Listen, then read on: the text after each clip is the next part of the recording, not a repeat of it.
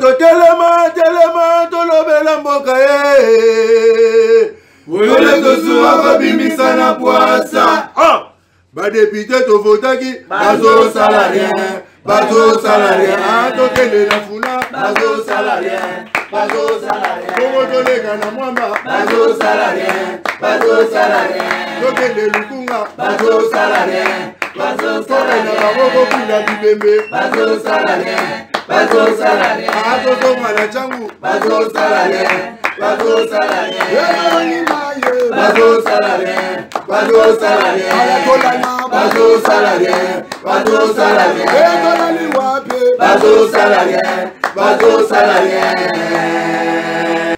Bon après-midi na biso nyonso plateau après-midi à lelo spécial na bae pouvoir ya batu ya pouvoir o bazali kolanda biso bato belé bazolo bato so à Paul pesa bato à pouvoir malobate na après-midi à lelo malheureusement chaîne à télévision oyo ezani ya bato opposition te ni ya bato à pouvoir te ni ya société civile te to so à Paul a été toujours au milieu du village pour tenir to beta bilo na makambo etali Congo. Ici, on ne parle pas des individus, malheureusement. Il faut tout le dans des Congo. C'est tout le dans bateau, bateau ba oleka, bateau ba kufa. Et après, Congo tika la raboui. Il faut tout ya awana bing sa bateau pour te pesa makanisi pour na Congo ya lobby. To pesa au lobby critiquer au beti biloko mais na suko pesa likansi pour na Congo ya lobby. Tant to critiquer ba konzi bazami tema mabenga et mona sekaka. Na sekaka pourquoi? Congolais solo bake bakonzi ba motema mabe ba ose la bisote. Tanano yomo motema mabe na. Garantie locative et yebani pa ya mokili mobimba mais na batu bakoko na biso bakufa ki ezalaka 3 mois ya garantie locative. Pona bandako o batu bavandaka commercialité. Commercial ezala 6 mois. Mais yo na ndako na yo. Comme otongi studio na yo, otongi chambre salon, otongi lobino, garantie faut à la 10 mois. Est-ce que yo ligne Congo? Donc yo na politicien vous ndenge moko. Parce que aujourd'hui 3 mois de garantie. Et ko changer on nini? Mbongo wana ba simbicieuse mais so muto na lobino ngala bima brisque parce que yo vandi obimise na ndako. Yo mo locataire aya ko kota pozo ngisele mbongo. Et rôle à 6 mois 7 mois. Si le locataire a une portée plainte, non, il faut que non, qui malamu, il faut Congolais, il faut jouer, il faut et le sala pour l'accès que oui, on a contribué pour une école. Qu'on contribue pour une école, les arrêtés aux députés nationalité. Qu'on contribue pour une école, il fallait pas aux arrêts ministre, DG, non, chef du quartier, beaucoup moins c'était. Même nous, aux arrêts parler, tu peux aussi contribuer, les bossons, le pan, on a eu, les andéni, moule et betaki. Babute union soit mbula nenge beta gyo sunu non ngobila wa longolango ata yo moko kongo ikende liboso te mutu na mutu sala part na yo botika bagia sala part na yo papa po kongo na biso ikende liboso Paul Kagame après avoir konyoko la ba congolais ba soda na ba bomi bande na biso ebele na bunagana Paul Kagame ba komi mukanda pona rolobete République démocratique du Congo, vous allez soutenir FDLR. Vous allez bateau bakimara na Rwanda, au bata mananga munabiso, au non RDC vous soutenir bango. Pourquoi? C'est parce que FRDC a zo beta. Donc d'ici 2 jours à botola to la moki bunagana, ezo na mabo onabiso. Et puis sur ba zongeli kwa mutu. Batali bana bana sima kwa mutu to récupérer. Paul Kagame bani kolela déjà. Mon tricage de la carte armée, tant va changer quand moi commandement moi batumsu ba longo libango makambo ke ono dada. J'ai confiance na basodo ya biso.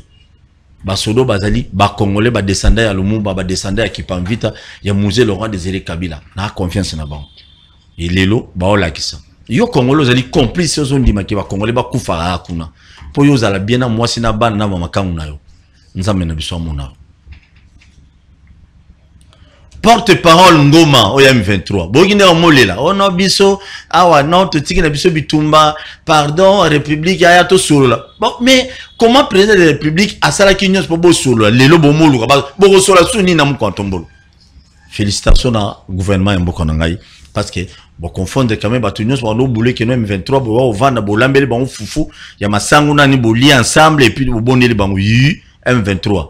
Bozonga côté bouteille pas tatana bino Paul Kagame bino to le belangona si j'ai aliboso ezali ya bana ya basoda mikolo eleki to so Paul na kino mon général Sylvain Kasongo na boye ko tshela mo makele libélé pour l'insécurité o ya ba policier bazo ça na commune na district Mombo. Ça je crois après émission cause à la après lobby ou vendredi dans l'accès ba image au général Sylvain Kasongo ko ça na ko on a Kinshasa.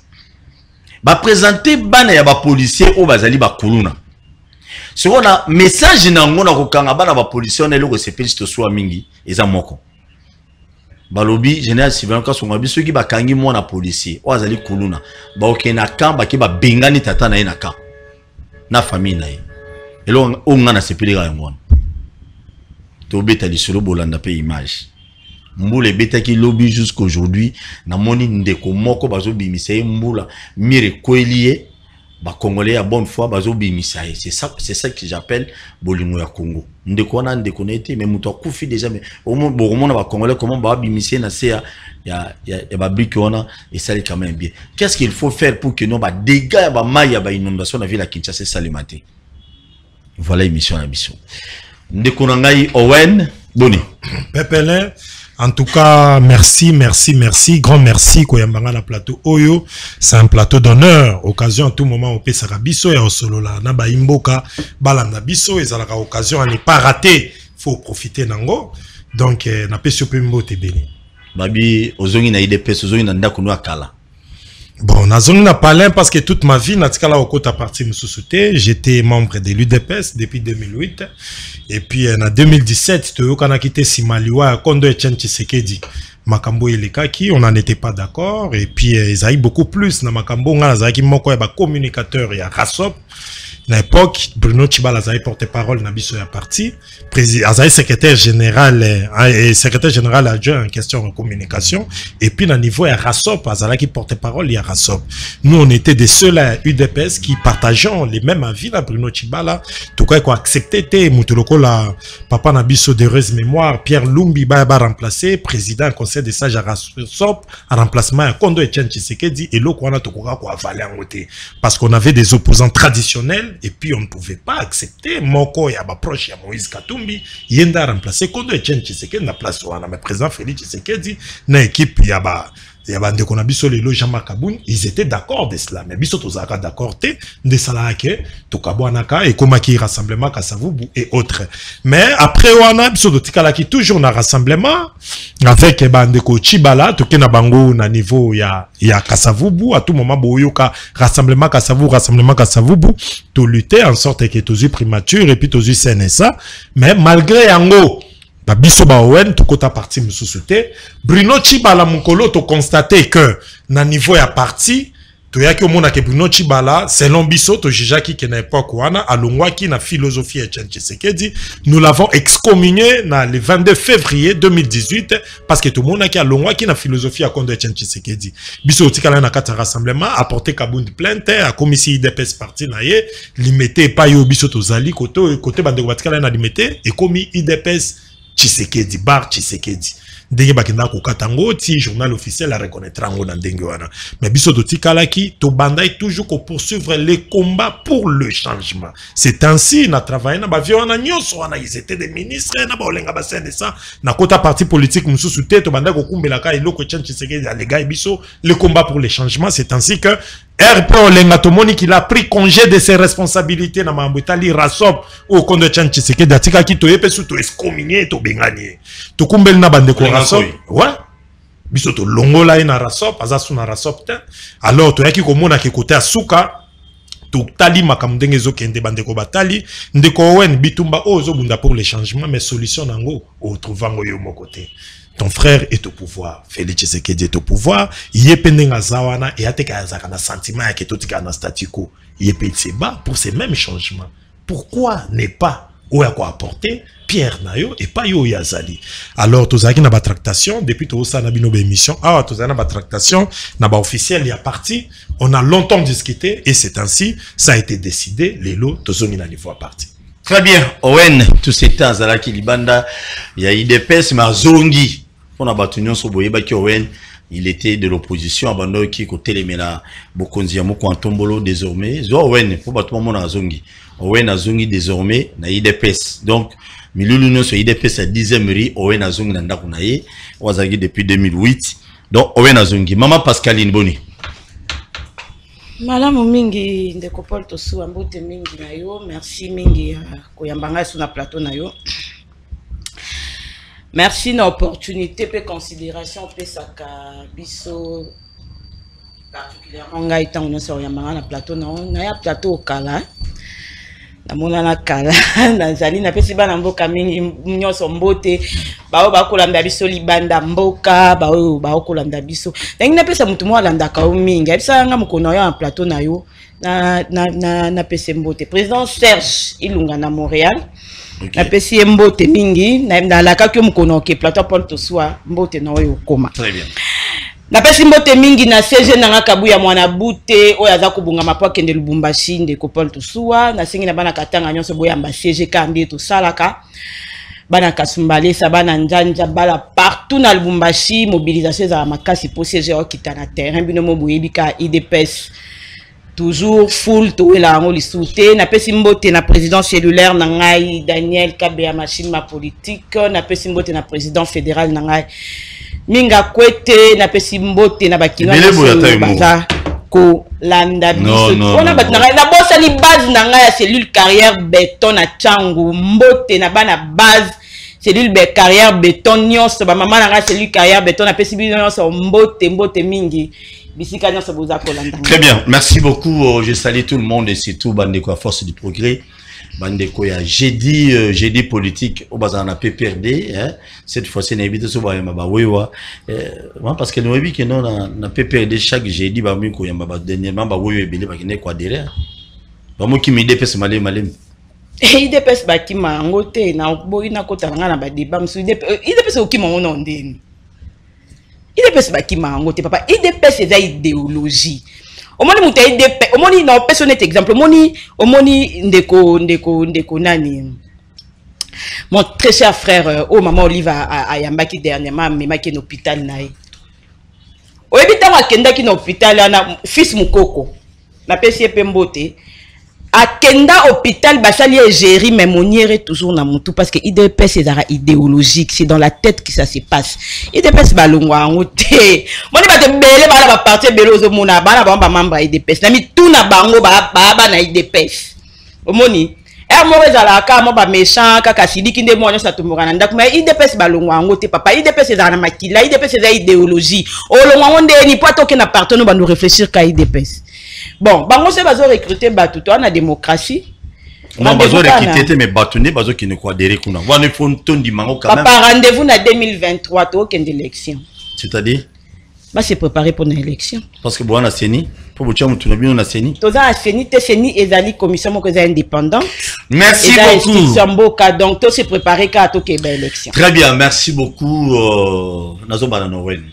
Tant ozoka déjà gouvernement rwandais ezole la déjà qui gouvernement congolais bazali ko soutenir FDLR pour que ba bundisa bango lelo Paul Kagame est-ce qu'il y a un droit péné à ko loba biloko loba wana.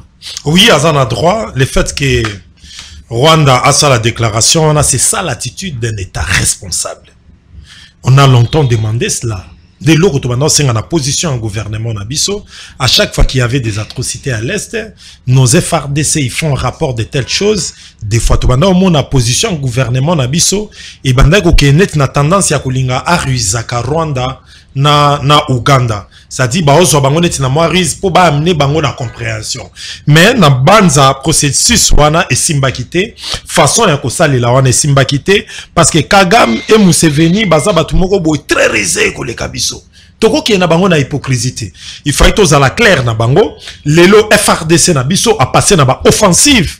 Ba offensive au FRDC na biso a passé nango, ça fait craindre le pouvoir du Rwanda. Et comme que RDC comme Azopé Samakoki, oh moi j'avais proposé ça il y a très longtemps, il y a que FRDC, il fallait qui le col à Kagame azo soutenir ba force négative na katia pays na biso le quoi ba M23 et autres, biso aussi pour faire la paix na partie est ya pays na biso. Et pourquoi ne pas peut-être tout le cas soutenir force il y a FDLR et zonga na pouvoir au Rwanda. Parce que FDLR Bazagi n'a pouvoir na Rwanda à l'époque à Biarimana, nous étions en paix. Depuis 1994, un régime Yaba Kagame ba renversé pouvoir, FDLR Bakati Kotoyo, Kagame a comment que FDLR n'a pas représenté danger. D'où il fallait qui koluka façon nyonso baluka façon ba exterminer ba FDLR soit baluka ba traquer bango en sorte que yaza na kimia et puis ba tia muto azana même obédience na Kagame muto azana pouvoir. C'est ainsi d'heureuse mémoire ils ont combattu Mobutu koluka ke ba kotisa mutu oya kozana même idéologie na Mobutu te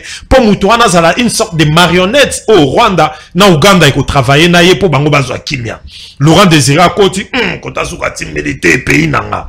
Vous comprendre. Alors Laurent Désiré Kabila Tassi bango pena genote un pays nanga les intérêts de la RDC et autres. Quand il a défendu les intérêts de la RDC, on lui a voulu ce qu'on a voulu en sorte que Laurent Désiré Kabila akende atikabiso. Joseph Kabila Akoti. Et selon eux, ils voulaient aussi Joseph Kabila zala une sorte de marionnette. À tout moment que Joseph Kabila azolinga amika kozongi sa moi conscience nationale, écouta qui est PC que ça lui a coûté et ça lui n'est sali. Et ko sala que biso totalaka origine ya bitumba ozomona na est pays na biso ya baguerre ozomona kuna c'est à cause de la velléité expansionniste ou caractérisaka communauté internationale. Ces pays là sont puissants parce que bazana ba intérêt na ba coin presque belé à monde. Alors na coin na biso ya RDC ils savent que ba minéraux to na partie est na biso pour bango ba retrouver yango ils veulent à tout moment qu'il y ait d'instabilité de l'instabilité na est pays na biso ndeko permettre bango c'est pourquoi ba alimentaka ba atrocité nyoso mona na guerre ba groupe armé tout consort ti boyoka ki l'autre ba documentaire bango mo mindele basaki ya ba minerai de son un petit pays comme le Rwanda à tout moment ça nous inquiète parce que derrière yé eza na ba puissance autolobby baza animé na velléité expansionniste pour commander yo ekomi. Président Félix Tshisekedi akomaki à côté des traditions il y avait une histoire sur table et puis à côté façon ba okende au monument mambo président Félix akuta na ngona ba bunagano na bani eza fayu ya ki na pouvoir eza la Owen alinga kuta na même problème autozana te bandele le rona na lobi boy omoni bitumba o kuti na est bitumba eza na est a pays na biso nga petit frère à maman na ngai abotami na 1964 na Kisangani akuta pe ba atrocité na époque wana ya Mulele Simba Mulele na époque ba Simba Mulele c'est-à-dire na lobi eza ba velléité expansionniste c'est-à-dire les puissances internationales banga baza na ba intérêt na ba coin presque nyonso ya monde de même visant ces intérêts là banga ba créer ba instabilité na pays na biso net ba côté ba partie est pour bazwa o bazwaka nde na sens wana esala ke babitumbe beleza na est na biso les petits pays comme le Rwanda azalaka beaucoup plus soutenu na ba impérialiste wana alors esali ke babitumbe na est président Félix Makambo azokuta nango lelo eza Makambo Owen au pouvoir ou Fayulu au pouvoir angaka kuta na même problème mais ba façon ya kosalela nde photo e ba komani ndeni to kosala. L'avantage avec Félix Tshisekedi lelo il a la sensibilité, il est très sensible. A un caractère sensible na ba question nyonso o ezo toucher biso sur les plans sécuritaires, na sur les plans o étali social ya population. Si qu'on a sécurité na biso mamamboka, la preuve au mona ke era à kota ki na pouvoir sika, Abi se sentirait chef de l'État une fois qu'il aurait pacifié la partie est du pays. C'est ce qui l'anime. Sentiment o ezo animé yango wana. Et jusqu'à présent, o ezo ko animé, son souci majeur. Et ça yango wana, c'est-à-dire pendant quinquennat na ye, il doit en principe réussir en cela. Et jusqu'à présent, ceux qui n'en ont commis n'angoté, Congolais, erto sala ba politique, au moins mutu soka za na ka un pouvoir, ayaka koloba ba action ba sali na ba o bazoka na ko sala. Mutu soka za na ka pouvoir te a critiquer ba action o ba ta pouvoir ba sala ngo bien te, to o ba obusa ko sala. La politique c'est de l'art. C'est tout à fait normal to critiquer ne to pas ko critiquer. Mais la réalité est ça que même président Félix Tshisekedi, il peut pas retrouver du plaisir sur qui parti est à pays na biso un problème.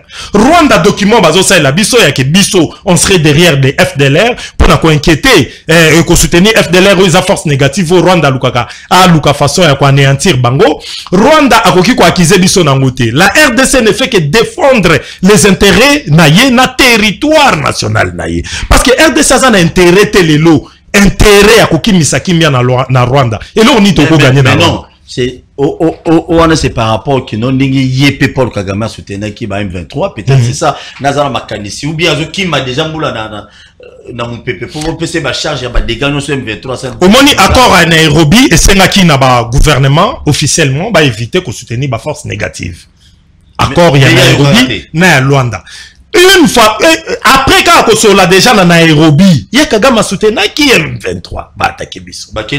C'est pourquoi à tout moment, sur le plan des relations internationales, et bozana pays misusu o bozana bango nakati, il y a makambetali relations internationales, il y a des accords ils ont à signer, mais les autres ne savent pas respecter ces accords. Très bien. Il y a un autre qui RDC, on devrait passer dans l'offensive, passer dans l'élo, et puis nous sommes en train d'exprimer à nos 20 militaires, à la rassurer, la confiance au la nation entière, et au Bango, et puis soutien aux gens. Merci beaucoup, Paul Kagame Bandi Kolela, Ndegonanga Rodek Boni. Ramazani Beta Biloko. Ok, d'accord. Nazali Nekotosu. Poussa moi micro, Babi, poussa micro, non pembeni. Nazali Nekotosu, Awebi, Tumbaya politique, Tokosala, on a les médias, et seul au monde a de temps en temps les médias. Mais on a rappelé notre terrain. On a consacré tout le temps pour nous saler dans le terrain. Il fallait sensibiliser notre population autour de la question majeure et en boca.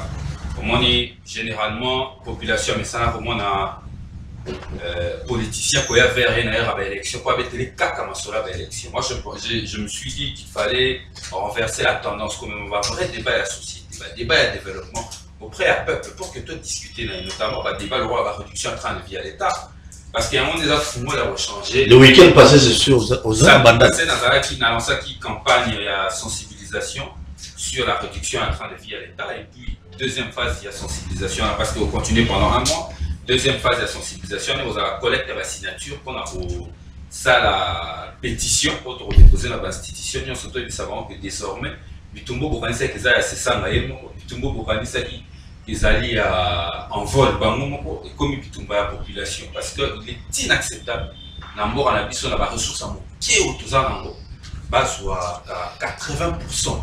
Il y a budget en Boka et qu'il n'y a pas qu'à consommation, il y a l'État institutionnel. Ça, c'est inacceptable. Le peuple aime sortir dans la portion qui est à budget. Conséquence, moyen, projet à développement, ça les et à l'idée de transformation de la vie à Congolais et que ça les manquait. Au Kabila ou Talelo, le légué a posé le budget en Boka. Bon qualité, l'État peut continuer à consommer 80%.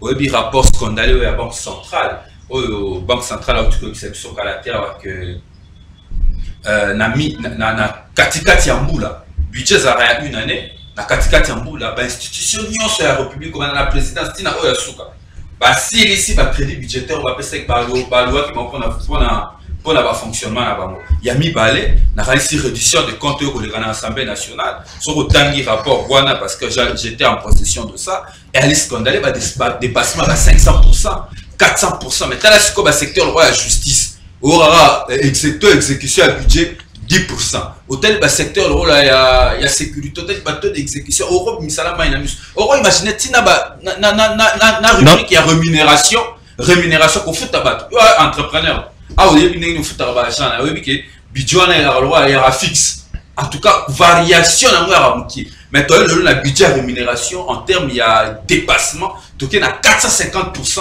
Il y a dépassement budgétaire. Merci. Il y a un débat où il y a gérer mbongo ya mboka.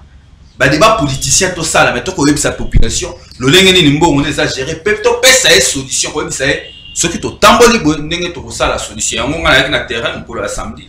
Dans la salle campagne on a la sensibilisation sur la réduction du train de vie de l'État. Très bien. Merci beaucoup. Merci Nabatu Nyon sur vos hôtels à Bissau. N'oublie pas, émission les cas de lundi à dimanche à 10h juste, 16h juste.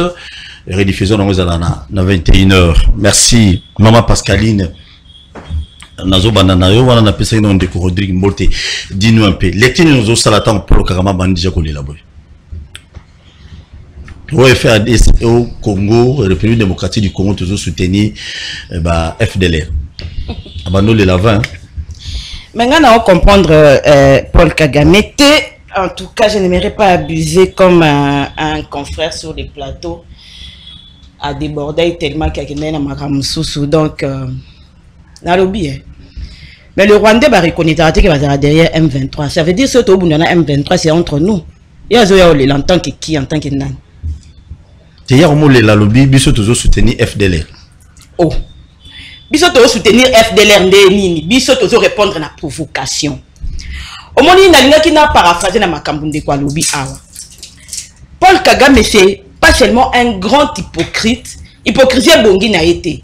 Mais Paul Kagame na ebit nazo luka jusqu'à là na fanda ki na luka terme nini ona koki ko qualifier papa.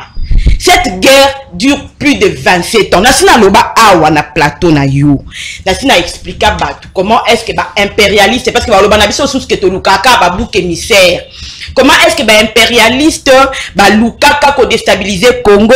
Comment est-ce que ba bandara na ba guerre ya ba Katanga ba Moba et tout quand ils ont compris que na Angola ba koka côté la terre, comment est-ce que ils ont parachuté à l'est parce que là-bas se trouve la matière oh ezaliko simba mais excusez-moi la tautologie matière il y a siècle oh richesse il y a siècle oh eza matière informatique oh eza matière électronique na est nde minéraux on se retrouver ils ont profité na baba koyo kanate ba tout na ba utu pour enfin entrer en RDC babé la que to font la couleur humanitaire avec l'opération turquoise pour que enfin bako kisa o motema na bango ezalaki na posa ya kosala bako taka na RDC.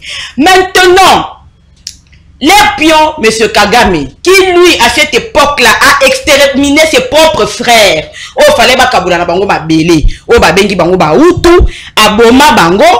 Ils sont morts dans des conditions, en 1994 à Goma pour voir comment est-ce que les Hutus étaient chassés de chez eux. Il a été les pions des impérialistes, notamment les Français. Parce que Tozo Bamakambu Oyo est vérifiable. Les Français, des années après, reportage pour la collapsation, comment ils étaient derrière cette histoire-là. Il y a Hutu na Tutsi Kobomana. À exterminer Hutu, il prend le pouvoir, il s'assure que na Uganda pe Mutusi Azala, na Burundi pe Mutusi Azala. Pour que Bango, kanga terrain wana ya Est, ezala ya Bango, coloniser sous région ya Est. Mais de Kopol Toso na okoyebisa ok, en tout cas nous avons la raté. RDC ça sert à rien. Moi aujourd'hui je me dis que ça sert à quelque chose parce que l'autre nom de Dieu c'est le temps. Les le président par exemple à Burundi a sous-cité a commis Hutu. Dans les jours qui vont venir parce que l'autre nom de Dieu c'est le temps. Tant sous président Ouganda perd aux ala Hutu. Finalement Paul Kagame il va se retrouver seul. Il va se retrouver isolé et il aura rendu un mauvais service à ses frères tous partout dans le monde parce qu'il a créé rancune monamité mayabatu contre cette ethnie-là, contre ceux qui n'ont pas de race, contre Batouana, de telle sorte que Moukoloya Ozala les sous pour la protéger tous. Oh yeah! Abonzer la vie na ye, ces gens-là vont souffrir. Baozala nesika okendete, baozala na muto défendre bangote, bakozala massacrer et kozala histoire moko oh lui a pensé bien faire pour installer ses frères, mais ça va se retourner contre eux. Maintenant, biso na RDC, nous n'avons rien à voir avec leur histoire, avec leurs frères Hutu, FDLR ou je sais pas quoi, ndenge ya linga bengango. Nous en RDC, tous on a besoin car que territoire na biso, ezonga mabele na biso à la respecter et que y ait le la voisin parce que toko on la bon peu pas voisin te tozala na ba voisin nza makela mokili ozala ka bongo mais nous voulons qu'ils apprennent à nous respecter et à respecter nos limites, nos frontières. Après, ceux qui Kagame a un problème dans la FDLR, ceux qui Kagame a un problème dans la Hutu, ça nous regarde en rien. Mais changement quand même, il y a un niveau armé et même quand même quelque chose, je crois. Mais parce que Komema bakonzi asikana FRDC na moni ba donner belé changer parce que ba mo lela déjà ba mo ko na moni porte-parole ya M23 azo lela na ba réseaux sociaux comme on lela non biso toni bitumbate tozo libérer ba soda FRDC to kanga ki bon mo lela déjà avant donc changement wana na on va ça na FRDC sali quand même eloko ba changement on coûte ça la tena 2 semaines te ba bandi ko lela lila wilingo ma akolela ndeni kombino boza bana mboka. J'espère que s'il s'appelle Ngoma, il doit être congolais. En tout cas, si je n'abuse pas. Comment on a défendu pour la rébellion? Si je n'abuse pas, parce que dans il y a une nationalité à Batou. Ceux qui ont des choses à moi dans Mboka et que tu veux te rallier aux ennemis de la République pour combattre ton propre pays, parce que la qui au pouvoir Moko Songolo, parce que Salaka Yango déjà, na Bato Bayaka na Afdel, pour au moins M23 et les dissidents à Afdel. Tu as na Afdel, tu comme na CNDP, tu as na Okita, ils ont les mêmes personnes wana. Donc bango bakolela balela ndeni. Bravo na Félix Antoine Tshisekedi Tshilombo, président de la République, na musala oya sali papa Paul beta biloko mama banda to bandaki na état de siège bato balobaki ezalaki échec ba retombe na yango to omona yango grâce à état de siège les londe ba infiltration nyonso na ba kombo ya bato bimi ba traîtrise ba maramu nyonso omona roi bibo zo pasuka ba révélation zo bima kaka ezakaka état de siège wana to baki to kende nanu basoda bakenda no kofanda kuna ba elisa biso eloko nini elekaka kuna lelo omoni bakangi batu lelo omoni ba traître babimi lelo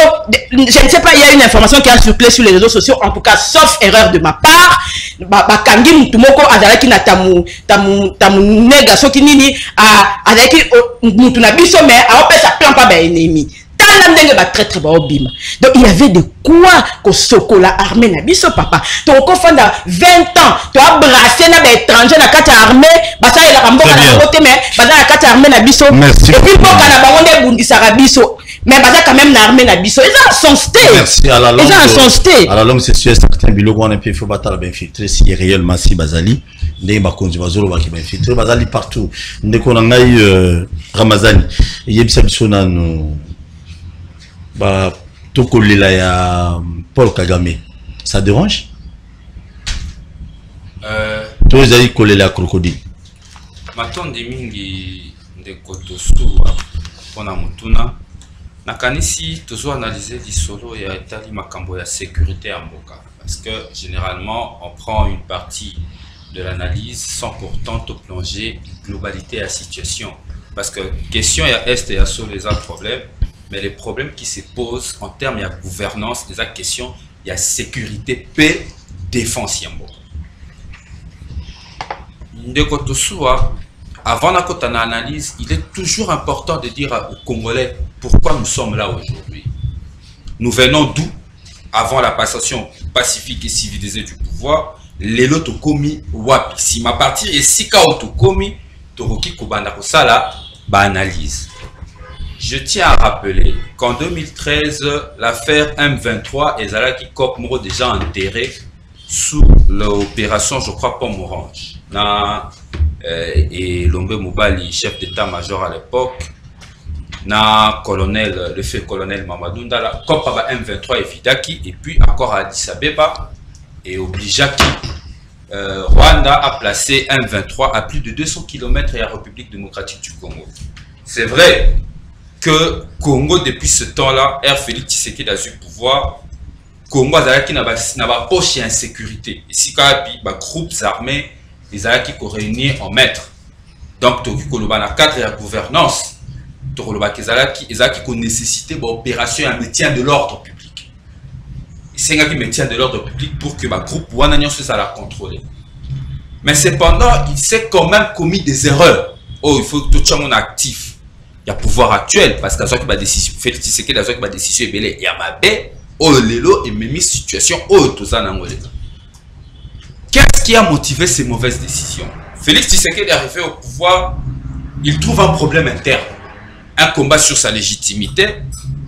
Bah tu vas contester légitimité naïe.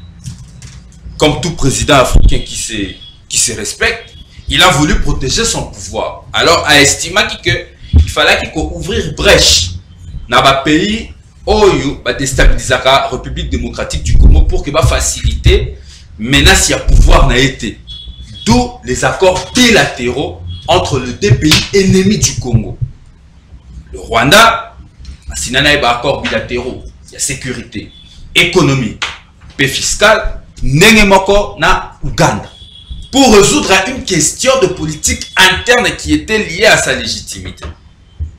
À quel point ça la partenariat wana na accords bilatéraux. Na ko rappeler que tant accord wana ko signamé biso toye bisaki Félix Tshisekedi keba diplomatie no ko sala naïf. Ne pense pas que Paul Kagame, ne pense pas que Museveni sont tes frères et que Bango ba kolongola ba intention expansionniste na Bango pour que ba satisfaire eux. Tozala ki ba jaloux, tozala ki ba haineux, tozala ki ba populiste, tozala ki ba tout ko maîtriser ba question d'état. Mais tu as dit que partage la relation bien avec l'État. La République démocratique du Congo est en bilatéral. C'est pourquoi il fallait favoriser sur le plan politique internationale, les accords multilatéraux. Non, mais Félix Tshisekedi a préféré qu'on ait un bilatéral. Conséquence, il y a un accord bilatéral, on est allé au Tokominango, l'élo. Reprise des opérations du M23 jusqu'à l'occupation d'une partie de notre territoire national Bunagana. J'aurais appris qu'il y a aussi Tamu Nabosani Komboroya, ça m'a un peu échappé. Zone Moro sous contrôle, il y a M23 depuis hier. Selon plusieurs sources, il y a sécuritaire. Je crois même que l'armée l'a affirmé, qui se sont retirés pour protéger la population civile, mais cependant, les rebelles occupent cette partie de notre territoire. Les problèmes commencent par les mauvaises décisions prises par Félix Tshisekedi. Ce qui les lots aux dans la situation à Makamba Bunagana, la bandelle Tolongo n'a pas opération de maintien de l'ordre public, les lots comme il y a une situation à opération de guerre. Ça veut dire la situation sécuritaire a relativement changé, complètement changé. Et ceci est une conséquence de mauvaises décisions. Et dans termes de gouvernance, un décideur, on le juge par ses prises de décision. Félix Tshisekedi a pris de mauvaises décisions qui aujourd'hui, ils ont plombé la situation sécuritaire. Et en Mboka, nous avons plus de 2000 familles au Bako s'est retrouvées en dehors de nos frontières. Nous avons autant de morts que nous comptabilisons parmi la population civile congolaise. Et tout ça, c'est dû par le fait que Félix Tshisekedi avait pris de mauvaises décisions. Donc, on a pas décision ni. Tant on décision. Décision liboso zalaki ya ko décider ko kene na ba accords bilatéraux avec les deux pays ennemis. Il s'agissait d'une diplomatie non pas agissante mais d'une diplomatie naïve. Et cette naïveté, il y a politique diplomatique à Félix Tshisekedi, c'est de montrer aujourd'hui parce qu'il y a l'élite que Rwanda na Uganda, bon pas y a pas Uganda, mais le problème c'est aussi l'Ouganda. Ça c'est l'incohérence encore de sa politique diplomatique. Bah on va remettre à cette Rwanda mais Uganda pour renforcer M23. Je crois que expert rebellé, il y a expert rebellé en question militaire le biango même dans l'affrontement au Salema, l'Ouganda était derrière le M23. Mais je ne sais pas pourquoi le gouvernement congolais ne regarde que le Rwanda. Il y a le Rwanda et l'Ouganda qui a pour le M23 parce que Chute Bunagana a été favorisé par l'Ouganda. Et ça, on ne dit jamais. Et parmi les mauvaises décisions, il y a des accords bilatéraux. Deuxième mauvaise décision, et ça y est, au Kenya, on a EAC pour passer à Congo, SADC. Nos partenaires privilégiés sur des questions de l'Est, sur des questions sécuritaires, il y a Mboka Oyo et à la SADC. Et tu n'as jamais osé la EAC. Quel est ce mouche qui nous a piqué pour aller vers le EAC? Mais regardez ce que l'on est EAC pour nous démontrer que deuxième mauvaise décision sur le plan international, la zone Owana. Et ça, vous connaissez la EAC qu'on peut s'amoukongo la SADC. Tala lelo esika tozali. Ba tcheli biso ba Félix Tshisekedi a côté biso ba Ougandais na mandoki na maboko. Sous prétexte que ba bundisa ba IDF. Mais lelo ba koyebisa biso nini que l'Ouganda est derrière le M23. Donc ces partenaires d'aujourd'hui sont contre la République démocratique du Congo. Mais biso toyebisa que baza ba partenaire te baza binemi. EAC o azwaki. Il fallait qu'il baye pour ba bundisa M23. Koya bayole bango ba bundisa M23 balakisi les sous qui balakisi bizaleli balakisi que biso to ba partenaire na yote biso to ba intérêt économique et makasi na te ba intérêt politique qui pété ba liaison tampon entre Bunagana na République démocratique du Congo. C'est comme si Bunagana est comme Mboka Mususu. Nous parlons de questions internationales, des questions sécuritaires, mais sur le plan interne. Dans qui a babi qui état de siège il portait bas résultat. Tenabité sont de Roland si atanga ordonnance oyo et proclamer état de siège. Il faut rester sur le texte. L'objectif c'était d'éradiquer le groupe négatif à l'est de la République sous la puissance du feu. Plus d'une année après, il faut évaluer. N'importe m'appelle un mot du sous, une réévaluation. Chef de l'État, il y a député, il y a un nord qui venait tout. Conclusion la banque il faut pas lever état de siège parce qu'ils ont porté résultat. Donc on a ceux qui information on va le retirer. Comment? Information là, parce que conclusion il y a rencontre il y a président de la République n'a pas député nord qui venait Ituri ils allaient qui lever état de siège parce qu'ils ont porté résultat.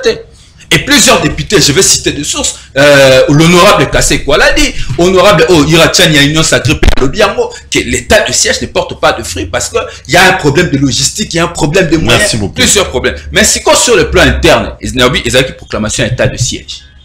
Félix Tshisekedi aurait dit tant combien, hein, de Kotosoua. à évaluer nos situations Zalaki. Les sommes à Congo, les sommes à gouvernance à Congo, et à la réévaluation, il y a côté situation, commence par évaluer. Qu'est-ce qu'il y a? Pourquoi ça n'a pas porté des résultats? Il a proclamé état de siège, à Baxeli, armée, charge administrative. Alors aujourd'hui, l'armée n'arrive toujours pas à porter des résultats. Moi, je suis congolais. Je soutiens mon armée. J'estime que le territoire Yambo Kanabiso attend mon côté au quotidien na maboko ya Banguna.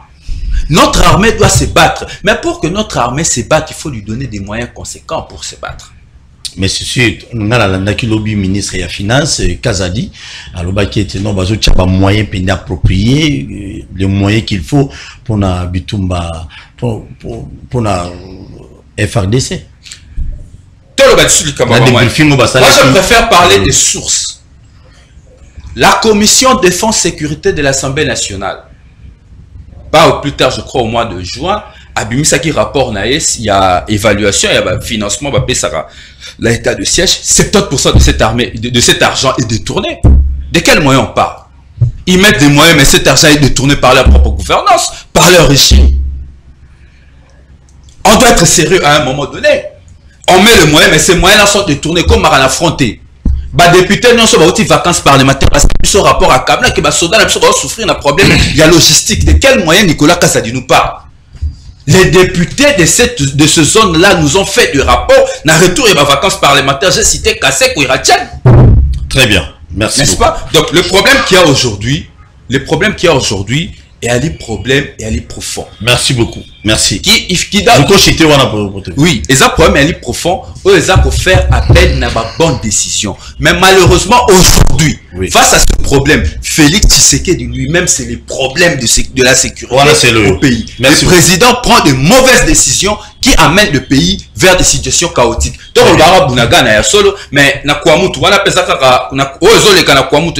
problème, il y a la communauté internationale. Pour le temps, on a la communauté internationale. Aussi, ça pour nous, on a Kinshasa. On appelle ça la communauté internationale. Des autres, la police à Kinshasa, aussi les Sakurona. Merci. Le problème est ça, la turpitude interne. Nous devons d'abord commencer à résoudre le problème de gouvernance qui se pose pour améliorer la situation sécuritaire du pays. Réaction rapidement pour tout dans le sujet. Réaction Nangaï Zalobi Mambibele photo solaire si j'ai mon cobo très important. Il faut bien tolo. Fonctionnement dans le bon. Donc question dépose un guide de peste aux a commis métabilo recherche. T'es un solo là, non solo nga na zongi de peste ya ça déjà leloté. De façon réfléchie que nous allons défendre les peste. Question un de quoi lobby c'était naïf. Donc c'était naïf le fait que le président de la République a signé des accords bilatéraux. Moi je pense qu'ils ont naïveté. Il a cru en cela. Croyait qu'il n'a pas accord bilatéraux. Il a compris que le Rwanda, l'Ouganda, bakotika la éternel voisin Nabiso par exemple. Il a compris pas une bitumbezo ou na RDC et pas une partie est Nabiso a souvent menacé. Comme il s'est lancé ces défis-là, Yemo Kwame Pesagi défi, il y a qu'il se sentirait chef de l'État une fois il aurait pacifié la partie est du pays. Atali que Rwanda na Ouganda batubasa ba problème souvent Nabiso. Pourquoi ne pas faire la paix na bango total sanake de manière normale si on faisait des accords, beaucoup gagnaient, gagné côté Nabiso, RDC pas encore gagné, gagné côté Nabino. C'était une option, écoute, qui proposait. Et ça qui proposé par la tradition sur les plans, il y a relation bilatérale na ba priyo baza voisin na bino poto longa bitumba oyo to saka na Rwanda bien que Rwanda nga ko reconnaître. C'était une option au président Félix Antoine qui c'était pas fou, c'était pas de la naïveté. Mais question c'est au niveau des relations internationales, lorsqu'il y a des accords et dépendant kasikoyo na volonté à chacune des parties à respecter ba accord au bino signé. Ce qui le Rwanda et l'Ouganda simana bango bazoya na ba ruse, bandimelo ko na simana bango basalelo, c'est tout à fait normal que le président Félix a remarqué par après que ces gens-là n'étaient pas sincères. Où est la faute à Félix Tshisekedi? Yo sali accord na mutu. Bo organique trop ça la boue. Mais mutu on a respecté yango te faute à Félix Tshisekedi des années. Merci. Yango et merci. Il faut donc qu'il Papa Paul. Tout solo là. On a toujours proposé qu'on devrait donner des moyens na taille à pays na biso, pe na niveau à démographie à pays na biso à notre armée. Ça a toujours été dit. Lelo oyo parlement na biso oyo sa autorité budgétaire, il fallait qu'il passe la bachara ba proposition wana. Ndeko nanga Ramazan eloko auto loba, moi j'en ai fait des conférences, na sa ba conférence na ba stade na biso ba benga ngo ya kasavu boawa pour na koloba mamba train de vie, nga utunga izaka kamba salaire te, na lobela ipe mamba ba assemblée provinciale, koza na ba assemblée provinciale, na ba 26 provinces, ba 26 provinces déjà ça coûte beaucoup pour le pays, et puis koza na ba députés provinciaux dans chacune des 26 provinces, mbongo wana nyoso zo ke na niveau d'institution, on doit changer, et ça faut kaka ya Félix Tshisekedi tête ni à régime, mais question ça que mbela na ye et loko frère Alobi, et ça bien na makambu o etali à train de vie à Batou, on doit y réfléchir, tout me réfléchir pour répartition et ressources nationales et ça la équitable. Là, on y a déjà réfléchi. Dans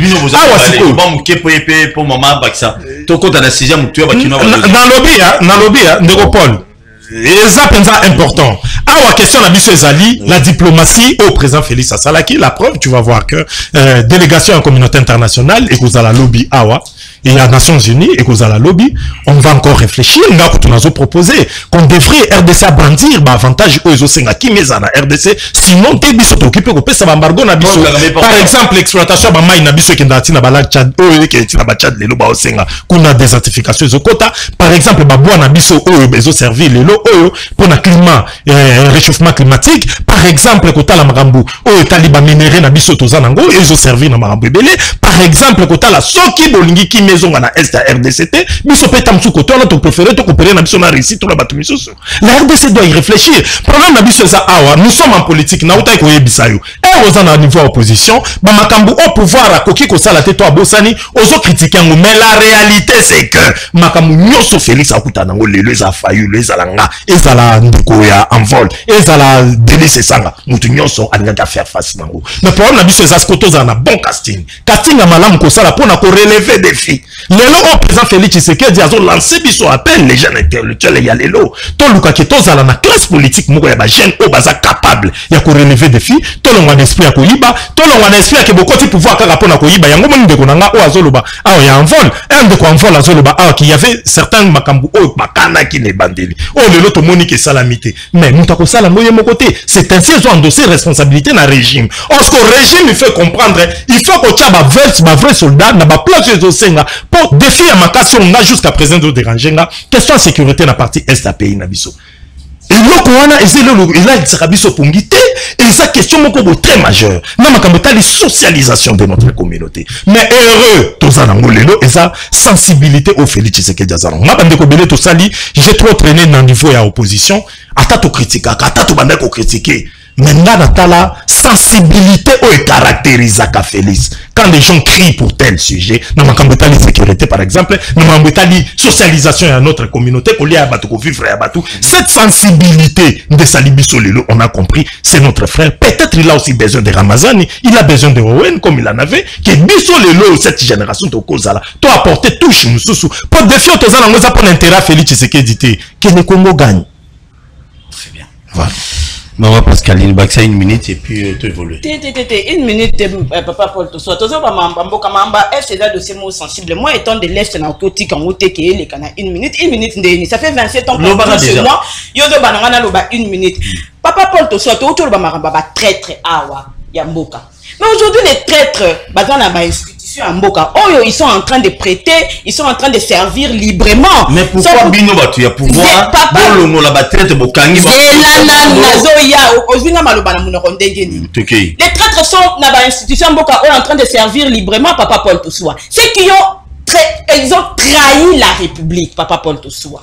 Ceux qui ont tué nos frères. Tué nos frères? Oui. Tuer leurs propres frères, nos frères, ceux qui ont tué leurs propres frères, Papa Paul Toussoua, et qui ne sont jamais passés ni à la télé, ni dans aucun média, passés à la conférence de presse chaque jour pour demander ne fût que pardon au peuple congolais, Papa Paul Toussoua. Est-ce que est-ce que nos cousins, nos cousines, nos neveux, nos mamans, nos papas, on va faire na est basé banyama. Ndeko Delis c'est ça qui aujourd'hui, Félix Tshisekedi était naïf.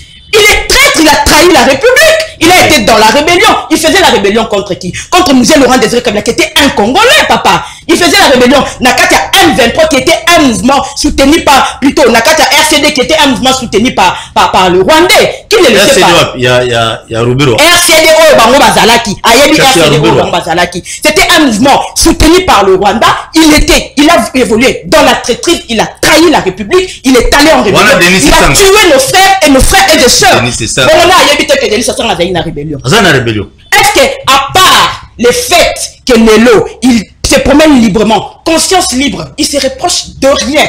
Avant ça, la conférence, avant le bâton, on dit pourquoi. Il a déjà eu le temps, 1 minute, de dire au peuple congolais, moi, le quoi, on a bino. La Sengibino, pardon. Denis, c'est ça. À part lui, tous les autres hommes politiques, parce que Namboka, il n'y a que l'IDPS qui n'a pas fait la lutte armée. Lutte armée, mais Baloba, qui même 23 minutes et déjà. Nalobi, il n'y a que l'IDPS qui n'a pas fait la lutte armée, comme ils contredisent. Ok, c'est bon. Nous sommes allés dans la résistance. Tous les autres groupes, qui a déjà pris les micros? Abi Léon, à la conférence de presse, il y a Komikou Misate, il y a Kosenga pouvoir te, il y a Kofinga pouvoir te, mais il y a Kosenga Bana Congo, pardon. Parce qu'il y a eu des morts. C'est écœurant. Et ça, oui. Après, Félix Tshisekedi arrive au pouvoir. Il doit s'en tenir compte. Il y a situation, il y a Mboka. Il a dit lui-même, il est allé voir nos 9 voisins. Pour s'enquérir, il y a, tous vivre dans Centrafrique, tous vivre dans Congo Brazzaville, tous vivre dans Soudan, tous vivre dans Rwanda, dans Ouganda, dans patati patata, il a pris le temps. Bino Bolinga qui Félix Tshisekedi arrive au pouvoir, Balamoka déclenché guerre. Merci. Comment est-ce qu'aujourd'hui la communauté internationale, c'est le Rwanda qui est derrière le M23, s'il n'avait pas fait cette diplomatie-là? Pourquoi aujourd'hui Kagame est en train de pleurer? Parce que l'agression du Rwanda était une spéculation. Ce n'était pas encore quelque chose qui avait été reconnu par la communauté internationale. Au point où le CG de l'ONU, Antonio Guterres, a utilisé les médias pour bannir Sabiso. Imaginez un CG qui passe à la télé pour dire que M23, Bazar Manduka Makasi, tout ça pour affaiblir le moral d'Abiso. Ah ouais? Et vous allez venir me dire ici que Tshisekedi a signé des Naniko. Balobi a M23 et un mouvement que c'est Koufaka. Papa porte soi. Nous ne sommes pas dupes. M23 Koufaka, ils ont encore signé des accords avec les Rwandais. On a été partenaires, il y a pouvoir à 18 ans, leur donnant quelques histoires pour M23. Comment tu vas penser à la Sanganawa pour Bazunga? Ok. On a une stratégie à tromperie. Bazar au Kosabiso. Merci. Il va mentir à qui? Merci, merci. À quel peuple? Nako chuté pour na koloba alobi a évaluation. Sama Lukonde Aoutaki Ituri. Sama Lukonde Aouti Goma pour évaluer situation et état de siège. Il dit que j'ai ramassé des informations. Je pense que cette information, je l'ai aussi ramassée, que Sama Lukonde Aoutaki Goma, Aoutaki Ituri, pendant que l'évaluation et état de siège. Le quoi on a la locota qui Sama Lukonde Falaya, Oyebisa évaluation de l'état de siège Nanda Kunaye. Le peuple congolais. Oh, mais le gouvernement a fait un rapport chaque vendredi, plutôt pas vendredi. Évaluation, il y a gouvernement. Évaluation, résultat, évaluation, c'est ça qu'on attend. Non, papa, toi tu attends les résultats dans ton temps ou dans les temps au gouvernement. Mais le moment est-ce que la République fonctionne selon ton temps? Le Premier ministre a évalué quels étaient les résultats. C'est ce que les Congolais attendent de toi. C'est quoi de la résultat? Les Congolais attendent le résultat. Réplique au phare de ces réflexion. Réplique au phare de ces réflexion. Pour n'aller des résultats. Merci maman, merci beaucoup, merci. Il ne faut pas jouer avec le peuple congolais. Le peuple congolais a été assez blessé. Nous sommes assez sensibles à l'affaire de la République, à nos morts, à tous qui ont trahi la République. Cette classe, papa, au lieu de dénoncer par exemple que train de vie est cher, d'accord, on acclame. Merci beaucoup, merci, merci. Tu continues à manger l'argent de la République, mais quand tu dis que a diminué le train de vie. Je parle à délice, c'est ça? Merci. Je parle à il est assiégé à Kanakata ensemble. Il prend à Zanakata d'institution, à Zoakambon, on a avantage, mais on va préciser. Pendant la ligne à Tikina Nité, des Ayako réclamer. Il ne faut pas faire une chose et son contraire. Le peuple congolais n'est pas dupe. Peuple congolais a zobate. Vino bolaka, bolaka, allez boya rejoindre biso bo même sur la balabala pour dire que allons réclamer la baisse du temps. Félix Antoine Tshisekedi a salobaki que ba institution faut traîner vinango et kita. Très bien. Pour ça. Merci beaucoup. Mais il ne faut pas venir manipuler les peuples politiques en manipulation de Toboji. Merci beaucoup. Rodrigue, 30 secondes. C'est juste Paul. Toquez rapidement. Deux personnes parlaient pendant 4 minutes et moi je parle. Vas-y. On a fait sur 1 minute. Ok. Beta bilo asuka mela mai maman. Na moni que maman a biso pembe na lingaka délice ça na mingi. Mais apparemment Denelo elinginae elinginango za parce qu'il a rappelé biso que Denis c'est ça na za pena barubero wana rebelle. Kasi yango na lobité problème siko na moni ka lingaka délice c'est ça mais a ko maîtriser moi ba concept était a ko maîtriser moi makamo ebele ata histoire. Voilà le libo mais ma peuple na français. Tout le bana peuple na lingala peuple à comprendre. Ma tactique na banini il était rebelle ou pas. Zala calme ba beta bilo. Zala calme. Beta bilo Ramazan. Asende mtebo mimbo. Ika bilo wana. Papa beta bilo. Ya liboso. Alobi Délice Sanga à la rébellion, à trahir peuple, tout ça. Alors que Délice Sanga commettait qui pouvoir et à Moussé le Laurent Désiré Kabila Zala congolais. N'a réfléchir logique hein. Parce que Moussé Laurent Désiré Kabila aura pouvoir ndengeni. À renverser Mobutu Azalaka. Maman comment Mobutu Azalaka américain. C'est rien du tout ça. C'est bon. C'est rien du tout. Est-ce qu'il y a un personne droit aucun de fonctionner à Rwanda? Maman, oui, le principe émission na linga to kata na malobati. Tika si ça va aider na. Beta bilo. C'est quoi? Ils ont réflexion hein, nous avons réfléchi vraiment à un degré, non moins 1 degré. OK. Nous avons dit degré, tu n'as pas na moins 0,0. C'est quoi yo? Nani Laurent Désiré Kabila combattaki dictature à Mobutu bengana ki na Minduki. Ba Congolais ba kufaka. A libéraki Congo a combataki na combataki ka Congolais. Bon, pour naie rébellion à Jean-Pierre Bemba ou à partenaire na bango lelo. Rébellion ya ba Bifor Biselele ou à partenaire lelo tu as ma casse à pouvoir lelo hein. J'ai bien dit tout le monde. Donc il ne faut pas me faire dire ce que j'ai dit tout le monde et puis na lobaki yango et j'assume. Tu volé papa. Tu souffrir na récupérer peu ba minutes nanga. Les a des merci maman Pascal pardon. Voilà liboso ça n'est pas mais yo mo baby. Na préféré que ba congolais ndé po to za pona bango ba juger logique il y a réflexion. OK. Délice Sanga sala lutte armée à sala révolution armée ba combattant pouvoir dictatorial il y a Mouzé les pères. Mouzé les pères avec dictateur. Azoé l'Arabie so papa na biso kondo tcheti sekedi les sphinx. Abwaka na Kabea Kamwanga na sala bilang. Azoé Zaidi Ngoma abwaka na Bulubu. Aisi mamboka nga bambanga na bino bofunga esute. Azoé vient na biso gizenga biso yokuna ale multi makamba partisme wana esili. Ba congolais moko bavandi libanda mboka bilenge. On a bien ba révolutionnaire ba sala lutte armée. Ba semi mandoki ba bengana pouvoir à dictature wana vient à biso akendaka San City ko solo. Mais parce que makambo RCD ki batonyo so ba kendaka na rebelle ba kendaka na makambo bitumba wana baza ba traître. C'est quand le bapé qui est ces partir ba traître. Peut-être parti mo histoire ko bunga yi. Na ko rappeler na ba congolais que IDPS na bo moina ya partisan na ba rebelle ya RCD Goma. Et les deux, le vieux Valenine. Oh, basalaka accord, il y a sauvegarde, il y a dialogue. Yo bien voté. Basalaka RCD, IDPS et quelques partis politiques. Basalaka ASD, accord pour la sauvegarde du dialogue. Basalaka on a RCD. Et c'est à cette occasion qu'il y a eu guerre. Il y a Zara guerre ya Kisanga, il va toi Koufaka. IDPS na vie nae. D'ailleurs, Valentin Moubaka sala une année na Rwanda. Pour le moment, n'est pas naie. Ba Rwanda ba bandoki. Mais Valentin Moubaka qui n'a na mission au Tshisekedi ya tindaka ye. Asala une année na Rwanda na cadre accord wana na ba mouvement rebelle wana sous la bénédiction de qui? De Paul Kagame. Et makambo histoire mboka. Merci. Moi je dis ceci. Yo dans l'opposition le bon qui. Ponga na lobi boy. Ponga na lobi boy ndeko tusua. Beta biloko. Ba Délice Sanga. Jean-Pierre Bemba. Bato nyonso basaka etumbala ba Olivier Kamitatu. Ba révolutionnaire. Ba ko benga pouvoir amabe oh le loton ba bengani yango. Kabila bazaka obligé ba pesa biso constitution après San City. Et constitution est sali que lutte pacifique. Oh IDPS ça pendant autant d'années pesa ka pouvoir te grâce à Bitumba wana nde lelo IDPS va na pouvoir. Mais sans la pacte, son pacte ya San City IDPS lelo alngaza kana Bitumba ya balabala na sabanzete lelo IDPS ça na ba institution grâce à Bitumba pona nga ba héros mboko to zela ba ba kufa poto to décorer bango. Il faut que tu aies na baramo na ba Kabila Lumumba comment ko komisa Mouzé Kabila asimaka mandoki ko komisa héros Si comme Delis c'est ça, Jean-Pierre Bemba, il faut que Fidel Castro. Merci beaucoup. Che Guevara. Il faut comprendre qu'on a battu. Oh, Delis c'est ça. Alors Che Guevara Mboro.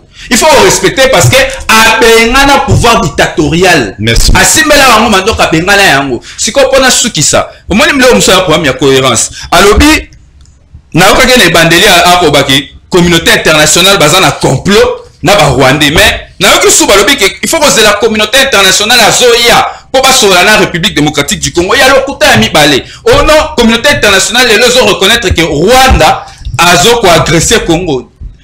Bisika nyoso Félix Tshisekedi daki kofunda Rwanda. Bisika nyoso akei ezata na état mon côté, de organisation mon côté a condamné Rwanda. Ba kolubaka ke to ko condamner bitumbeza la Congo to ko senga ba congolais ba solola. Lobby diplomatie Félix Tshisekedi des échec.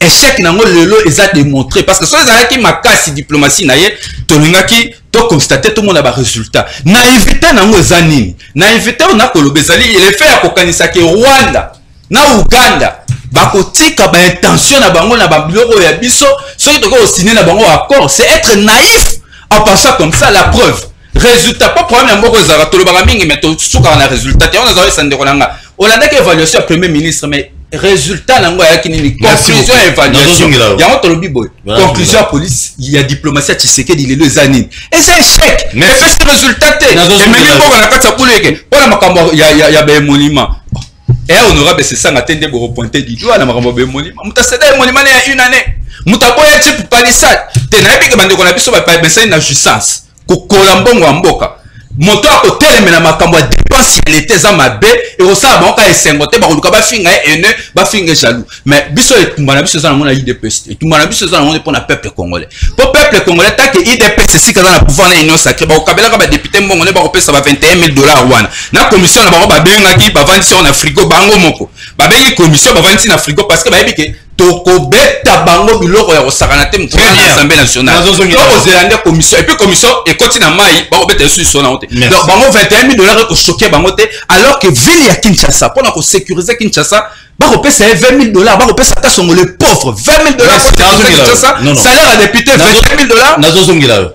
Merci tozoi na régime otiele biso élément général Sylvano Kasongo ba présenter ki ba kuluna mais na élément na eloko salinga bien makasi ezali ete na mwana ya soda mwana ya policier moko azali na kati boyoka bolanda reportage na maloba ya porte-parole ya ville province ya Kinshasa ya la police o ya loba ki message apesa ki pona ba papa nyonso ya ba policier o bazana bana ba kuluna sito bavana baka so ba salaire ba no binga na bon so bakangi mwana kuluna. Merci. Plusieurs bandes de criminels sont tombés dans le filet de la police à Kinshasa. Des Koulouna aux bandits à main armée, en passant par des agents des renseignements véreux, les hommes du général Sylvano Kasongo ont usé de leur professionnalisme pour stopper les actes répréhensibles de ces inciviques.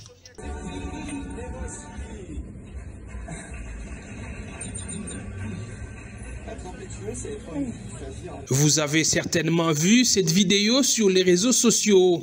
Ces jeunes délinquants ont été arrêtés par la police. Ils opèrent souvent dans les quartiers Matadi-Kibala, Sebo ou comme ici à la Cité Verte avec cette Toyota RAV4 comme moyen de locomotion et aussi pour dissimuler des machettes et des arrache-clous.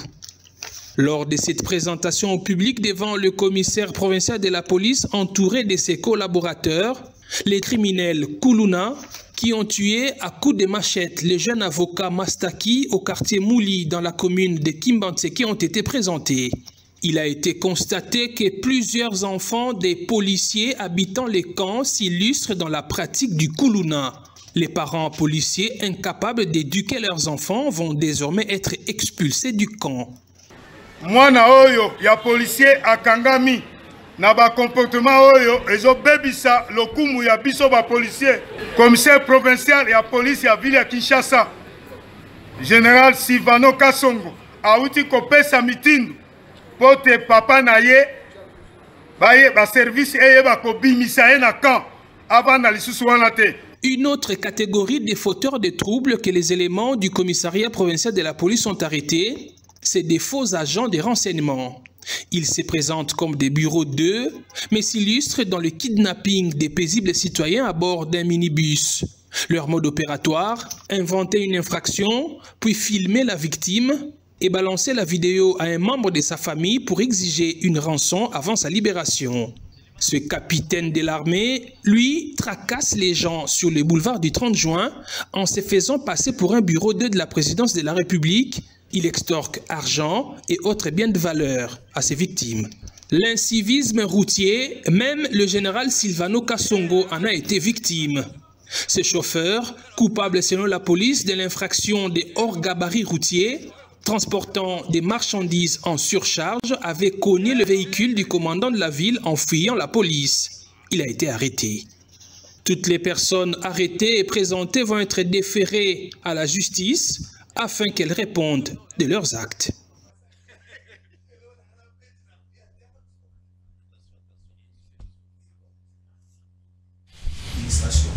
Merci beaucoup, je salue mon cher frère Trésor Kalafai. Moutoualinga a un problème permanent. Merci, je salue aussi ma confrère journaliste Signon sur ma présentateur de l'émission politique. Comme là on a papier, ça l'a bien Makassi, Nabosani, et ça l'a bien Makassi. Merci. Tolandi élément on a mis sur Nyons dans l'ensemble. Azoba dépend de quoi on tout gagner temps, tout ce qui va 20 minutes, tout économiser, on ça l'a bien Makassi. S'il vous plaît, pardon vraiment, Tolandi élément wana, Toyoki. Ngalo c'est plus ça que non. Ba policier nyonso tout le monde on a za kolona kan kokolo kan bumba kan church kan kabila kan ni soki ba kangi pas général kanya kasum kanyama sans effet tangi ça ba policier so ba kangi pas na police ba memi pas général Silvano Kasongo yeba ba o benga na kan na ne sai mates ko zo banda na Kasongo ndeko na ngabeta bilo. Bah en tout cas, nous sommes très à l'aise pendant Kindango. On a 2 secondes. Place frère Nanga Alobaki que dans le lobby, entre-temps, à me contredire, j'ai parlé de la communauté internationale, Sali Bonabiso communauté internationale. Or, premier concept, on a utilisé qui j'ai parlé des impérialistes. Ou pas derrière, atrocité, na est, na instabilité, na pays, Nabiso. Et puis, j'ai parlé d'arriver à la communauté internationale, les OEA, parce que la République démocratique du Congo, à travers notre ministre des Affaires étrangères, tout saisit ça, la communauté internationale, acquisant le Rwanda, Sokabo Sanyango Lutundula, l'accusation Mokoboy. Donc c'est un peu ça na sens wande na lobaki. En tout cas, naza toujours carré. Ah wasiko pona bana na biso o tozoloba. En tout cas, eza eloko moko e dérange biso makasi. E dérange biso makasi. Rôle ya policier eza pona sécurité ko battre la population na ba bien na ye. Mission première ya la police. Eza ko battre la population na ba bien na ye. Ça dit policier, il faut mikolo na mikolo. Batali sakaye ke rôle na yo, ose ennemi à population te. Mosala na yo ezande ko battre la population na biloko o ezali ya yeba bien na ye. Malheureusement, lelo tozomona na ba caractère même ya ba policier na biso.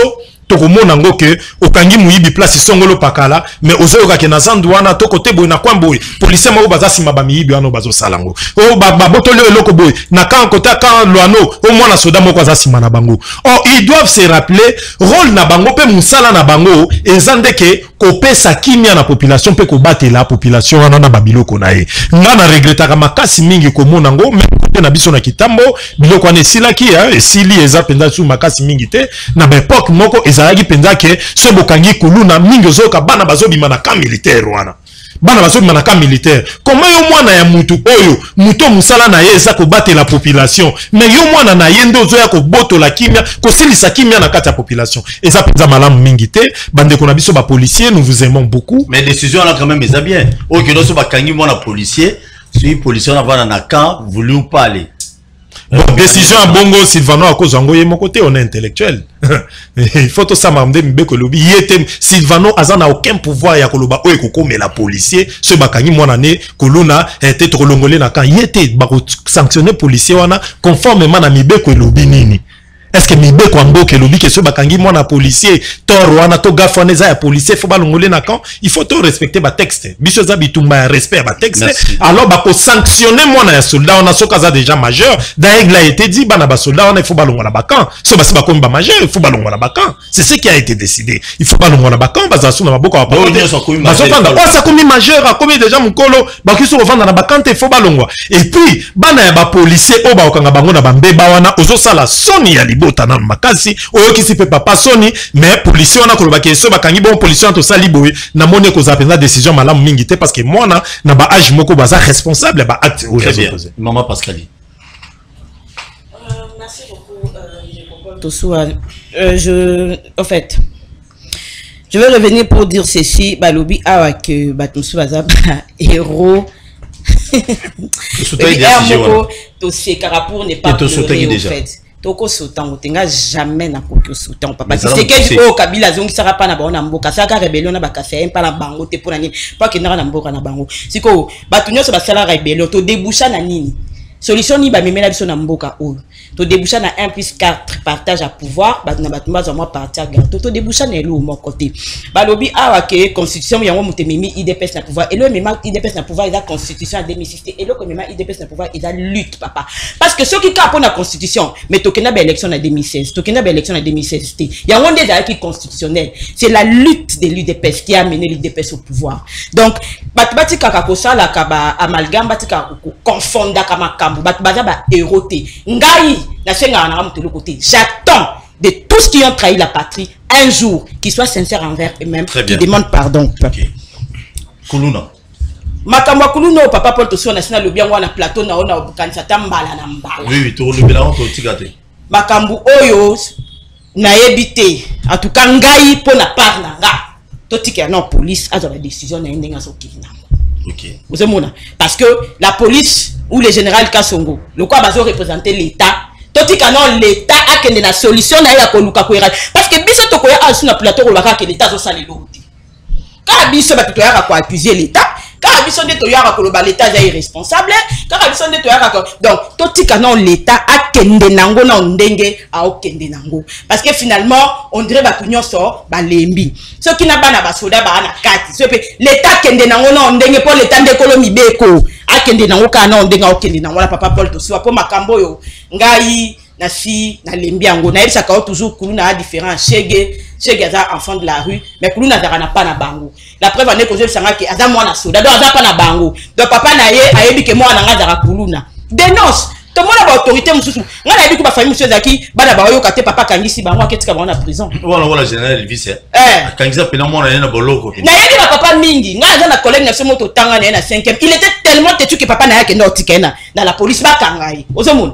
donc tant yo voisin parents tout ça yebi ke mwana za kuluna dénoncer ye et ko aider pe mwana eza pona bien mwana yo mais malheureusement pour des raisons affectives les gens laissent faire et après bon ceux qui va parents va subir de quoi dobi ah c'est vrai que ba majeur mais tant que vous êtes sous le temps parental vous êtes parental excusez-moi vous avez assez à pouvoir il y a baboti na yo donc ceux qui va parents va subir pourvu que cette situation s'arrête. Ndeko nanga to kene rapidement na tika na des éléments au tchawa na 2 minutes zo beta bilo asuka na beta bilo asuka na kanisi moto ako bosana avantage tant du point de vue politique que du point de vue organisation et à société na biso constitution il y a 2006 et pesa biso c'est que maramambora ngoto tiko ça va débat du point de na public pacte San City conséquence non constitution en 2006 les lots institution nyoso toza nango ba élection toke nango ti lelo IDPS ba aba voter na ba urne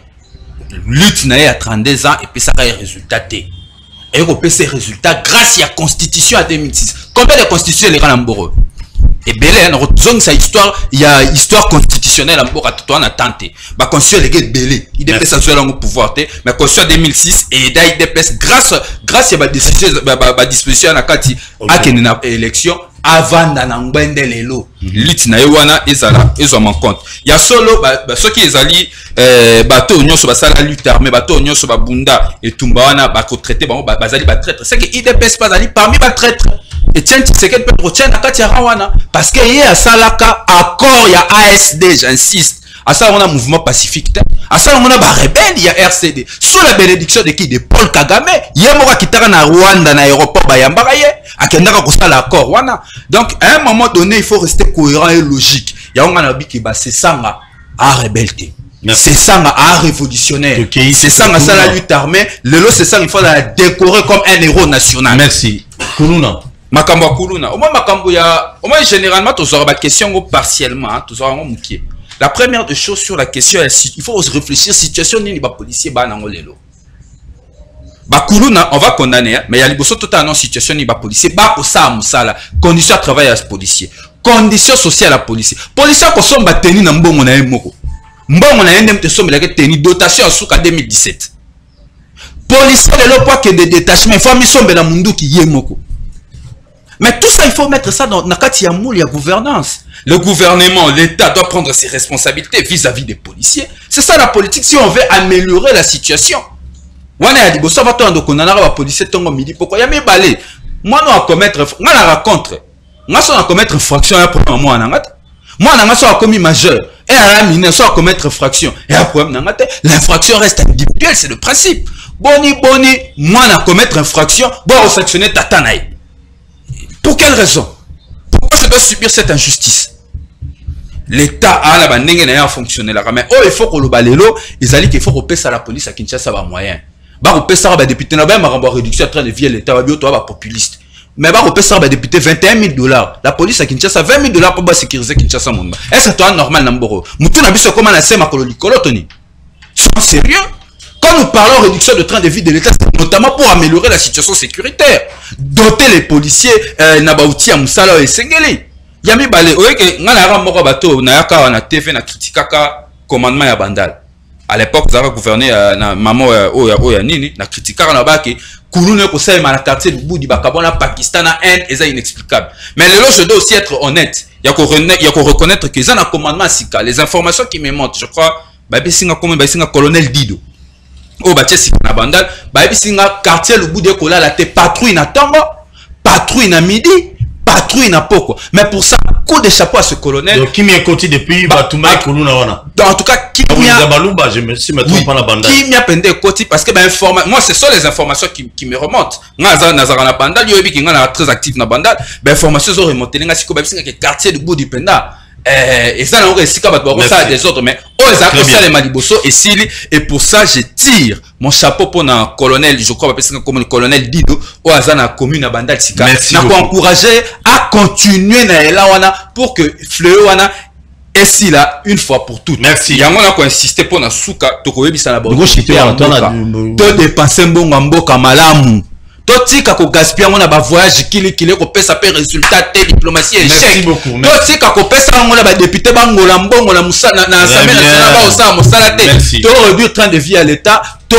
pesa na la police na armée na biso montola malonga pour que ba sala musala pour améliorer conditions sociales à policier pour améliorer conditions de travail na botika kasonga pema $20,000 au sana ngoni parce que ba crédit à téléphone na benga ba sécurité merci na pesa malo maman bozota la vidéo oyo s'il vous plaît talande Kinshasa zaki lobby chabiso na élément ya piscine mutuma etoni na katanda bozo benga na fond la téléphone dans quelques minutes talande koyo ma etoni na palais amona ndinga opepelate asenine et on va dans la piscine à demi filmer moko donc ça c'est Kinshasa oyo Kinshasa to qu'est-ce qu'on a ba vidéo balabala bozo mona ba vidéo na biso awa déjà na je crois na Kimwenza donc pour bino batunyo so bocha motema bobo sananzelo parce que mikolo donc bino batu boyiba mbongo mboka awa ndi boyibela ngo bobimisa so combien de millions pour ndo saboli ya lisusu awa ndeko yo elo na yebisa bino na début émission ndeko mo akufa ki na mbula lobby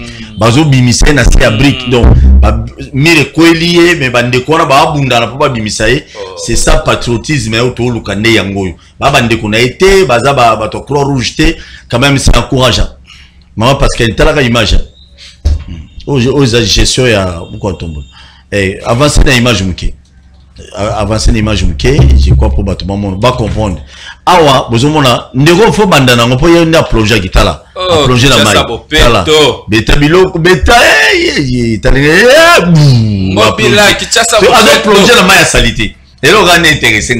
Très bien. Moi, je suis Mukula Lobi na Kinshasa. Déjà, Kinshasa, vous me dites Oinda, de part et d'autre, Batumso Balobi, où ils allaient par le gouvernement, où ils allaient par ya Banani, et vous à part Nani. Bon, en tout cas, bah, des gars, boy, Natala, on peut trop na chaîne étrangère parce qu'il y a vraiment accro à côté, on a, mon ango même à l'étranger. En tout cas, et ça, la mara trop. En tout cas, et ça, la mara trop. Faut en aucun problème pour Tchango na Moutouneti, par exemple, et à Félix, je sais qu'il dit. Non, ils ont un sens. Et ça, bah, des gars, nous en déplorons. Et puis, ils ont faire réfléchir, biso, qui est dans sens à urbanisation et à ville, na biso, ba grande ville. Tout, mais qu'à réfléchir encore comment, bah, Luka Baka niveau, et ça la malamu.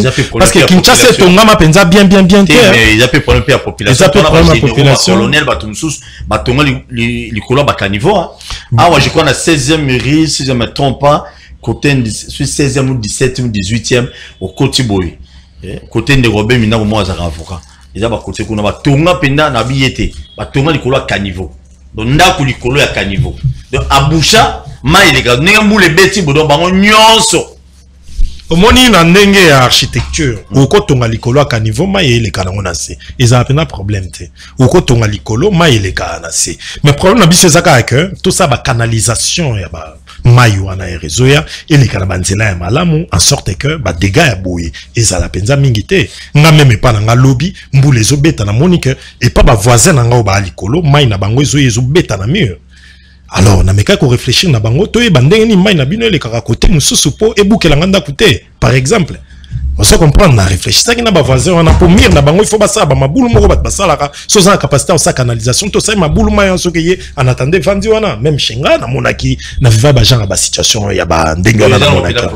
Et ça problème te bien que biso y peine moyen ko dindeza te mais na constater ka ki mai wana ezo ya na mur nanga na bâton et belé ce que l'équipe des années et qui qu'on ça les locaux na réfléchi ça qui sur yango ça n'a rien à voir na Félix rien à voir na Ngobila donc ça ka ba makambo ce qui tozo mona on doit urbaniser notre ville c'est un combat autobandiango depuis après colonisation il faut urbaniser mboka na biso même après 2023 c'est le même combat to ko nango tina ba 2050.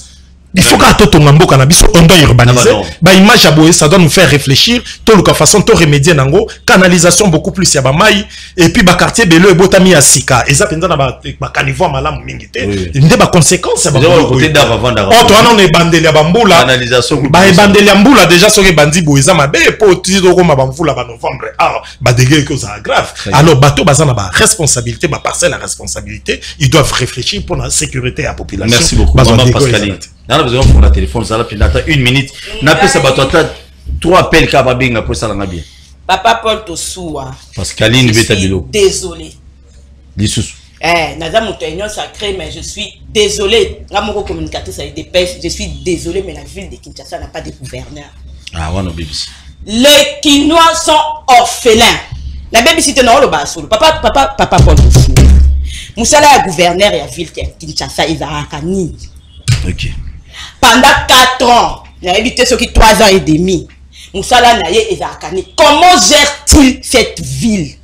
Est-ce que toi, comme un gouverneur, staff quelles sont les priorités de la ville de Kinshasa? Pion. Les priorités de la ville de Kinshasa sont là. Nous allons commencer par quoi? Ça. Est-ce que tout ça est aussi? Ok. Est-ce que tout ça est aussi? Est-ce que le gouverneur à Kinshasa a droit qu'à temps? Il y a qu'on se réunir là, bas bourgmestre Naye. Pour la commune na yo, et ça a un problème ni, yo la commune, mais moi je ne sais pas, papa. Mais non, je suis désolé, mais il fallait Ebima. Gouvernement provincial il y a Kinshasa, ministre provincial il y a environnement, Moussala na Ezarani. Jango, ministre il y a finance, il y a provincial, Mbongo ville à Kinshasa généraka, Basala Kanayango. Nini? Papa, réalisation ni basali. C'est ça la rôle. Attaque 4 ministres provinciaux à Kinshasa. Oh, bah, comme on a bango yebani, bazara sur le terrain, basala kamisala. Président Godin Poyi. Il y a assemblée provinciale. Na tout ni nanu. Ba toi là ba évaluer kabango lobi nangata de konanga Rodrikawa, ba évaluer kabango ndengeni. C'est bien beau de dire qu'on a construit sur des caniveaux, c'est bien beau de dire mais c'est quoi le travail de l'État? 2023 au cause de la bilan Fati. Mais Ngobila était gouverneur de cette ville. Est-ce que faut l'accès à Ningam sous la province sous Misala Baosala? Kuna Batubatonga Likola Bakanivote, Kuna Bakanivo Zala raté. Mais il fallait que ça sorte quand même. Moussala, il y a gouverneur et Zalakanini. Dernièrement, j'ai vu les vice-gouverneurs chez Koko Moulumba. Je ne sais pas, la 7e ou à la 10e, et ça, Tatamoka bloqué, terrassé, tout ça là, on l'a délogé. Mais c'est ça le travail de l'État. Gombila est totalement. Il est absent. Merci. Il est totalement absent. Monsieur le gouverneur, je suis désolé, mais Bissotozo de la réaction na yo. Comme Tata ya ville, ya Kinois, na Tata ville. Ah, le Bakalate, merci. D'ici le Minaton. Ah, kamwe. Na okinde konanga na ngambo abi makambo to komona, bochango na mutu a Félix T, donc bochango na mutu exécutif T. Bochango pe na mutu exécutif national T, bochango pe na mutu exécutif provincial T. Mais na soka na ngo, bao baza na parcelle ya pouvoir. Et c'est que les va décider sur. Bato va la parcelle à pouvoir. Voilà. Soit les a fait sécurité. Soit les alliés ngobilate. Bah bah na tête il y a exécutif news. Si ka bon, le quoi peut congolais bondindi bondé qu'on a besoin de faire ça puis il y a un problème il y a conduite. Mais bon mi débrouiller. Non, c'est à un moment donné on doit être rationnel et responsable. Merci. Qui doit conduire la politique urbanistique de la ville et du pays? Parce que le ministre tant à niveau national bali que à niveau nani azokumba politique il y a infrastructure na mboka. Les problèmes qui se posent aujourd'hui sont au taux d'exécution à infrastructure, on n'a rien à faire. Mais sur au taux il y a consommation il y a budget à niveau institution au moins les caracas dépassement il y a 500%. Mais le problème qui se pose aujourd'hui rapidement 30 secondes. Ah non faut la téléphone non il est pas côté lui. Non personne ne vient qui toque aussi yo poteli vient rapide papa. Le problème qui se pose aujourd'hui c'est un problème de gouvernance, il faut le dire. On peut pas s'y échapper. Le gouvernement doit nous dire quel est son plan pour résoudre ce problème. C'est pourquoi tu votes par mot. C'est pourquoi Baza ministre, c'est pourquoi Baza président de la République, c'est pour décider. C'est pas pour faire des constats. Jusque là, on a le bon de l'émission, on va voir le cas. Fati béton, tu as l'itinérance, nous les autres béton na béton, béton. Vous allez à mon arrêt qui moins, vous êtes na béton, c'est la boule bêta, antiseptique, c'est vérité.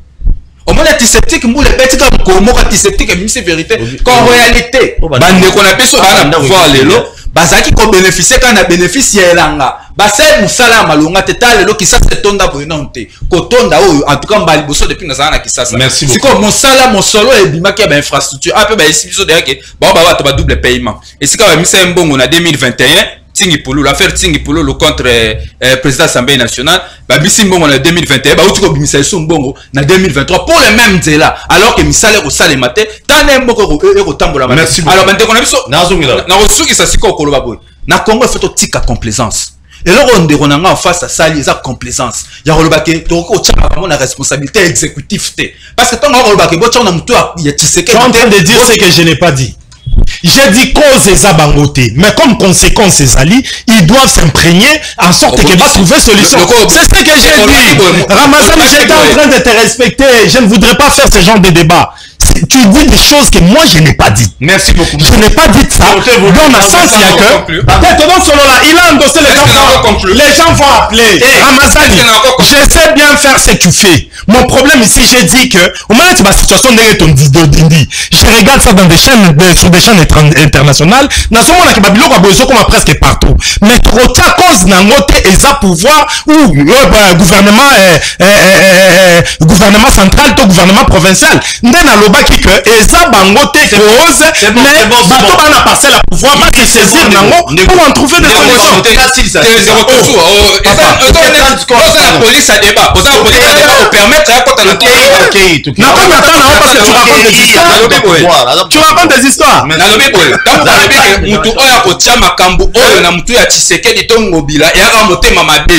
Ngobila na Tshisekedi va représenter exécutif national na provincial. Si tu as responsabilité de l'autre côté, tu opères ça on a une population. Merci. ton père sur la population, ton père sur la population, il y a on a invité les Congolais, on a la complaisance, on a la fanatisme.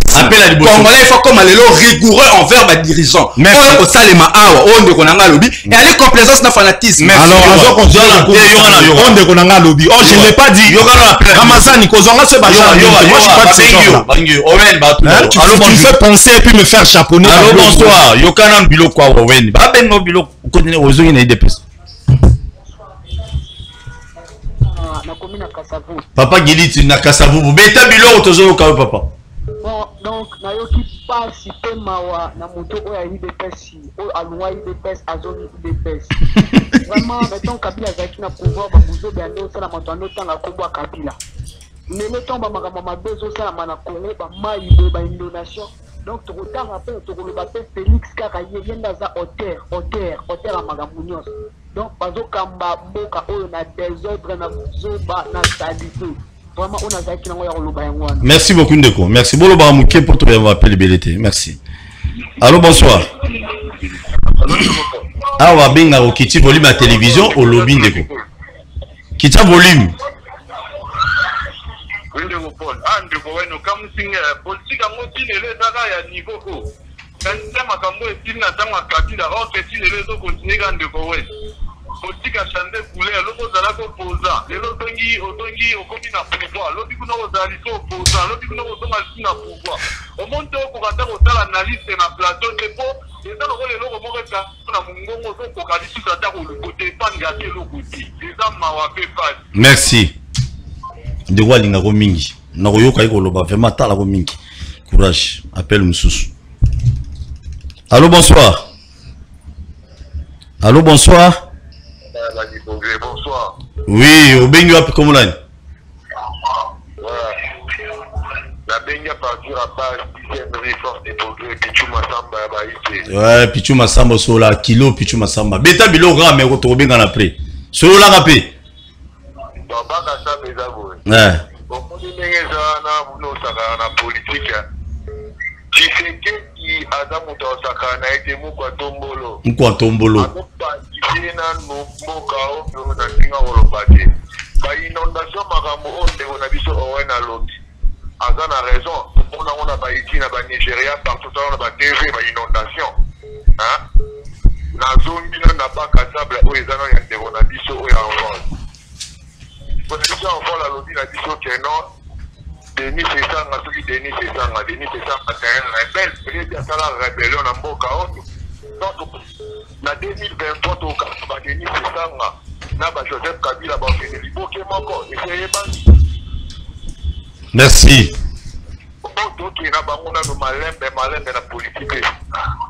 La politique, on va ligne à ordre à tout droit, tout participer dans le monde, tout détecter, déjà, place des alacs, déjà, qui ont des alacs, qui ont découvert un mot déjà.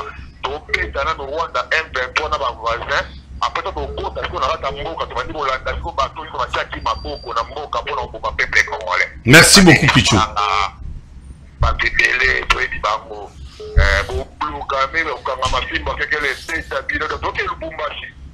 Merci, merci Pichou. Pichou est coquille. Pichou est coquille, pardon. Pichou est coquille. Bah, tu me souviens bien, t'es Pichou. Ah, Zoagé. Il faut que tu me souviens bien, on va passer ma canne. Allô, bonsoir. Oui, allô, bonsoir, papa Boni. Oui, au Benguap, comment on a dit, papa? Au Benguap. Allô? Il est parti. Allô, bonsoir. Allô? Oui, papa, au Bengu wapi, comment on a dit? Allô, bonsoir. Au Bengu biso wapi?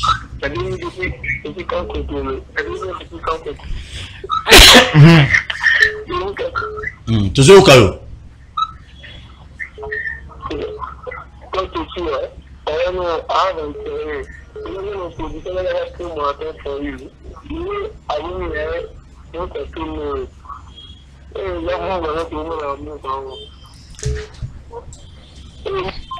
Merci beaucoup Ndeko Mambolo banayo kananga lote.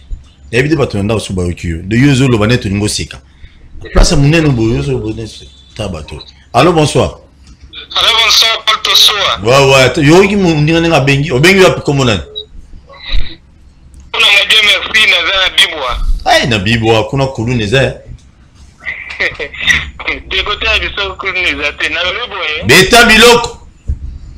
Ndeko Ramadan vraiment alors Sony vraiment moto a soutenir Denis Sanga un rebelle tout ça vraiment vous jouez avec des Congolais. Vous jouez vraiment avec des Congolais. Loba maramono papa. Loba Denis Sanga yoka. Matambazelo apesanga na lukanda. Apesanga na lukanda vraiment je suis pas content. Malgré na ba télé to ko loba busuba. Merci Mutuna Sukozali. Général Kassonga Lobby, ce que moi la police va kangi va bengan tatane na ka. Yo li kan sezani. Je soutiens ça. Va soutenir en félicitations général. Très bien. Merci. Général Kassonga va féliciter. Va féliciter au général Kassonga. Et votre téléphone est comme saturé. Il y a supporté, vous avez kino, les émissions en matin, les émissions à battre. Allô, bonsoir. Allô, bonsoir. Une émission, boyebi ba principe, qui tient volume à télévision. Qui tient un volume à télé. Allô, bonsoir. Il est parti. Allô? Allô, Nogopol, bonsoir. Bonsoir, Ndeko, volume à télévision, Ndeko, Tromi Nasuka. Oui, déjà, na Beta Bilo. Non, na bengi na partir à Chebe comme on a fiston. Na félicité ndeko na biso ya ndeko na biso ya mobali oya Envol. Denis Sanga na terre na biso o répondre pour na makambo inondation ya Kinshasa na regretter na comportement ya ndeko na biso na ngambo oyo. Ah ouais. Il y a pas longtemps ba ti kobuka mais terrasse awa na nini awa na tamu awa. Et moko na kina télévision a critiqué beaucoup Ndiango Bila. Mais l'homme est tout n'a pas fait que ça dit à terrasse avec au Christian Mobila, alors dit qu'il n'a rien à voir avec Mobila. Mais dit que ma campagne est allée ma côté sous souffrir que moi premièrement va organiser va faire ma terrasse va monter une boule et bêtis va mettre des caractères moins des normal. Tu vois que le ratin tout le bien ma Mobila a boyé mon pour ma campagne moi na soda. Infection et le big infection la individuelle pour tout le monde a baby. Qu'est-ce qui va avoir avec papa na casa Gamboana? Et des trois ceux qui vont dans Gomba qui sont moi la baby si bobengani bango libandaka na ye papa na bana. Donc papa on a foutu ma 200 000 fois dès que moi majoration sur les résultats 200 000 fois capable de matin été na mabele na bigwa. Donc au kinde fanda on va ça kuluna topo ya ba na kata balabala. C'est fait participation na mwana mais ndeko na biso owen na likawe makasi na recruter ya mouvement sali na débat de l'eau. Merci. Oui, va se féliciter. Défendre beaucoup à tout le monde pendant que vous battez. Très bien, merci beaucoup. Courage. Nous vous sommes dans d'accord papa, c'est une bonne chose. Allô, bonsoir. Bonsoir. Bien, il va plus tout le monde. Allô? Le volume on a tout sur la terre. Ah, bon, quitte ça volume. Oui, toujours au cas. Nalobi boye. Comment on a nos bengi biswa? Comment on a eu frère Tinda na benga parti ya Njili. Ok, beta biloko ya ndili. Moto azolo bana eza makambo Félix partout tous la monde na tiba na tuzo sala. Mutabuma mboko kabila se Rwandais. Bobanga kuluba pona nini? Il faut bakanga yi. Bakanga kati. Bon, mamute. Loba mamuno papa. Nga kota nga ngote. Oh. Au côté maman Kabila. Allô, bonsoir. Oui, au bengi wapi komulani. Ouais, na bibwa na tamu na kato bibwa. Tozo kombolani. Allô? Kombonani papa. Na pesi Jérémy, na pesi on dit Amazon moja. Amazon ba peso mbote na cham. Mbote ndeko Jérémy. Oui, azoka. Il est parti. Mais ouais. Il peut se camboter qui. Ah, Jérémy, il a crédité. Très bien, j'ai sali tu belé bozota la biso. Bon, ça nous s'abonner. Bon, c'est pas une émission. Comment ça nous s'abonner? Bota la biso mingi. Il faut qu'on s'abonne. Puis ça, c'est une bonne chose. Allô, bonsoir. Allô, bonsoir. Oui, papa. Bengi wapi comment on a? Na bengi na Ngalema. Oui, papa. Ouais, na lingi na participer na émission na bino. Comment on a ni papa? Comment on a eu Patrick? Papa Patrick. Beta bilo wasuka. Ouais, bilo wasuka ezali nazo encourager monsieur Ramazan par rapport à Bali dans le sala.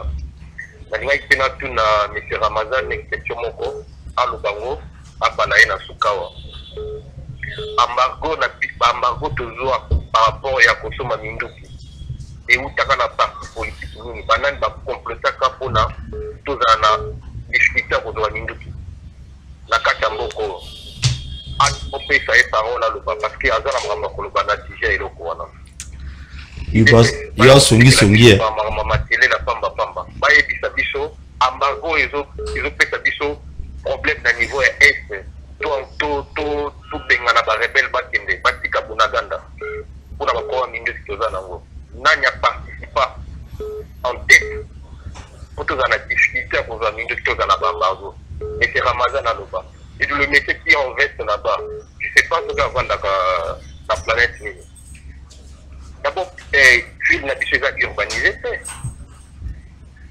et puis baresponsabilité eza ya bagouvernement bakoki kose rendre compte na babiloko ya mai yo te il gagne de 21 000 $ par-ci par-là il fait des booms par-ci par-là mais toujours souffrir na ye avandi wana na bakousin na ye mosusu bazosouffrir mais pourquoi akoki koentete babiloko contribution na ngande voilà. Merci beaucoup papa. Merci. Toutes nos questions comment pour le bain. On va dans le place. Nous n'avons pas mal retenu na innocent. Allô bonsoir. Allô bonsoir. Bonsoir. Oui au bengi biswap comme on a dit. Bengi bien na commune Njili. Papa quitte le volume à la télévision, ça me dérange.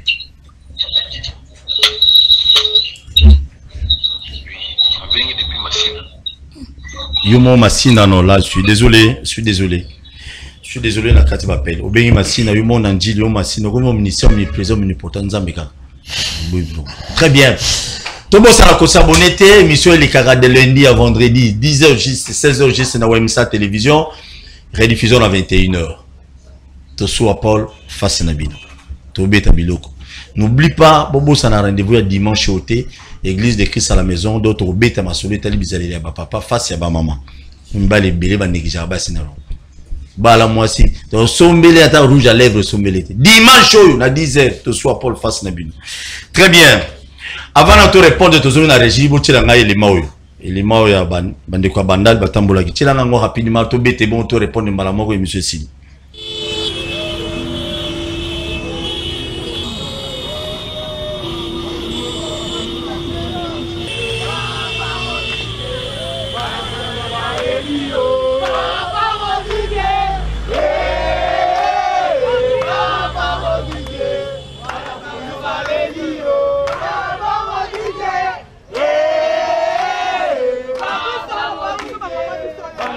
L'activité d'aujourd'hui a pour objectif la sensibilisation sur l'intérêt que notre population doit porter sur un programme de politique publique que l'Envol porte depuis 2019. Et il s'agit de la réduction du train de vie de l'État. Je crois que ce n'est un secret de polichinelle. Vous le savez que l'État congolais consomme 80% de notre budget national et ne laisse à la population que 20%, d'où la difficulté de pouvoir développer le pays et améliorer les conditions sociales de notre peuple. Aujourd'hui, j'ai bien voulu déplacer ces débats au niveau des institutions et au niveau des acteurs politiques parce que j'ai comme l'impression que l'envol est très mal compris. Il fallait amener ces débats là où se trouve notre population et discuter avec elle parce que cette démarche est aussi une résolution de notre bureau politique tenu ici à Kinshasa du 14 au 16 octobre au centre Nganda. Donc là, je suis vraiment dans l'application des résolutions du bureau politique du parti Envol. Nous allons reprendre encore, parce que la campagne va nous prendre tout un mois, nous allons reprendre encore ce travail de terrain, je crois, le week-end prochain. Nous allons continuer à discuter, mais l'objectif final, c'est de pouvoir faire signer à notre population une pétition qui sera déposée dans les différentes institutions du pays. Combat sur la réduction du train de vie de l'État n'est plus un combat de l'envol, n'est plus seulement un combat de Sessanga, mais c'est un combat porté par tout un peuple qui exige la réduction du train de vie de l'État.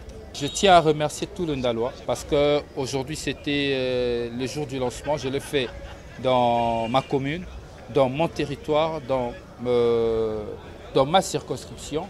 J'étais avec eux, ils m'ont accompagné. Je les remercie partout où ils sont. il ne cesse de me porter à cœur et moi je porte le combat, tous les combats de Bandal à cœur.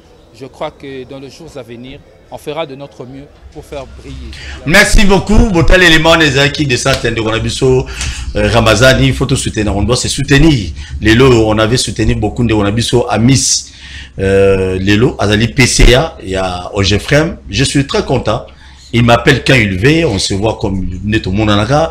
Donc, bien que je ne suis pas des IDPS, mais c'est comme ça. Toujours, Bundanapé, que non, des Koé, na IDPS, les lots, batumso, bakoti, bazoapé, binope, bakonzibo, utiliser, pe maïle, na bango, bopé, ça m'a opportunité, ba mata.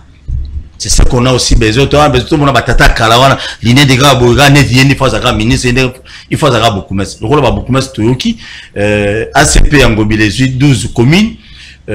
IDP c'est 9 communes donc on va changer mouké et puis tu le koebo ba caméra banane ba zuzu combien donc quand même c'est intéressant tout le monde a batatati tout le monde a pu ba jeune mais ba jeune en boyate donc là beaucoup mais ce mois sur la commune ni wana azora jeep ya musala avant ça on doit cause on est merci Lilo Kabanda biso j'ai été heureux honoré kozala na plateau oyo pour nanga sali honneur makasi et puis naza très content ya koyeba ki ba téléspectateurs na biso ya message biso balanda biso mais tam suto ko beta moi mabaku bande ko bolimisanga bi paita ntubu mona beta libaku mais na koloba ki nga na lobby soki maye côté libatu na banda ko to ba inondation ils a responsabilité à l'état non c'est faux au contraire ce bolandi phrase nanga bien na ba bazan na parcelle la responsabilité ba meka ko zo dossier ba se saisir nango pour na koyeba question itali ba question urbanistique bata la canalisation ya ba mai pour na ville à Kinshasa mais na lobby ndeli kambo itali cause c'est-à-dire pour maye banda ko côté la batu na kati ndaku ezate que président Félito Gentini Ngobila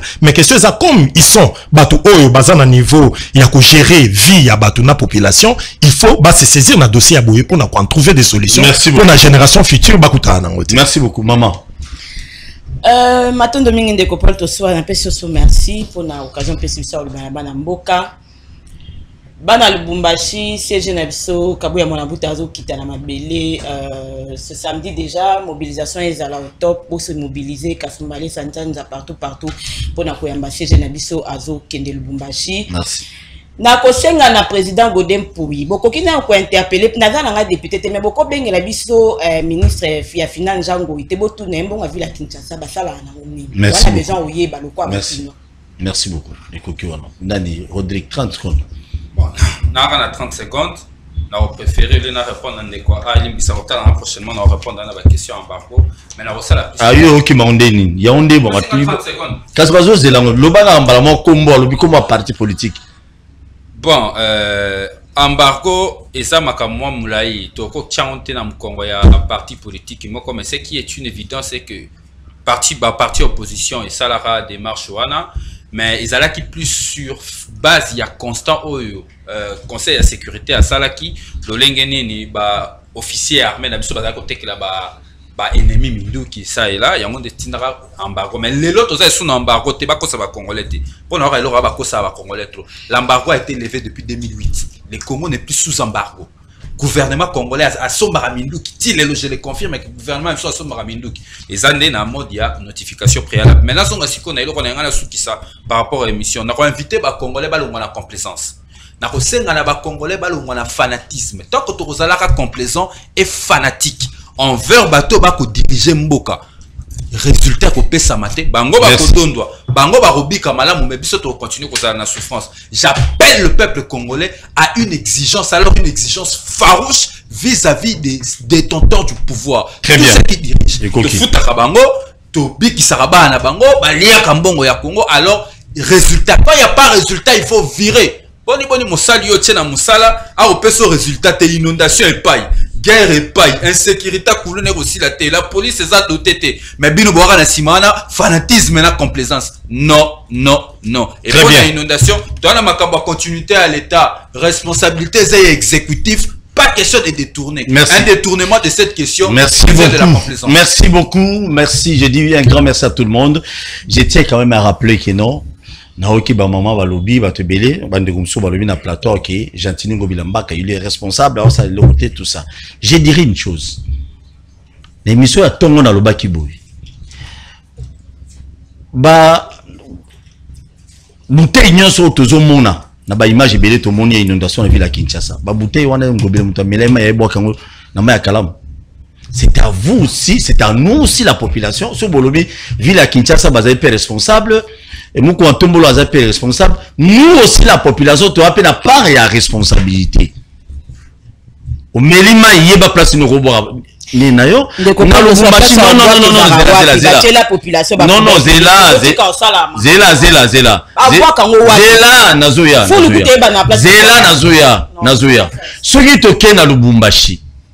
na lobaki la fois passée mamuna loba on a côté la mutute na lubumbashi muto oteka bitabe mama so somi bitabe rozelo si so lia bitabe acha on a chassé kenango na lubumbashi eza na pays musute na mbujimai so ke mbujimai pona batu bo découvrir mbujimai sika so komi osomi ngube pa mwana nguba ata musanguba a ozela tito apeso chasser aussi si kolia azongi ayi kozwa chasser eza question de discipline pe abisopé.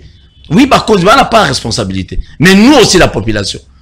Na moment ya mbule zobeta, mutu akia fungoli dale na ya wese, a fungola wiki na maya kalamu. Ou wana pesa sungobila. Ata binomo. Tout ça peut gentil. Merci. Bon, s'abonner massivement à la chaîne sur YouTube et Bakino Balobi TV.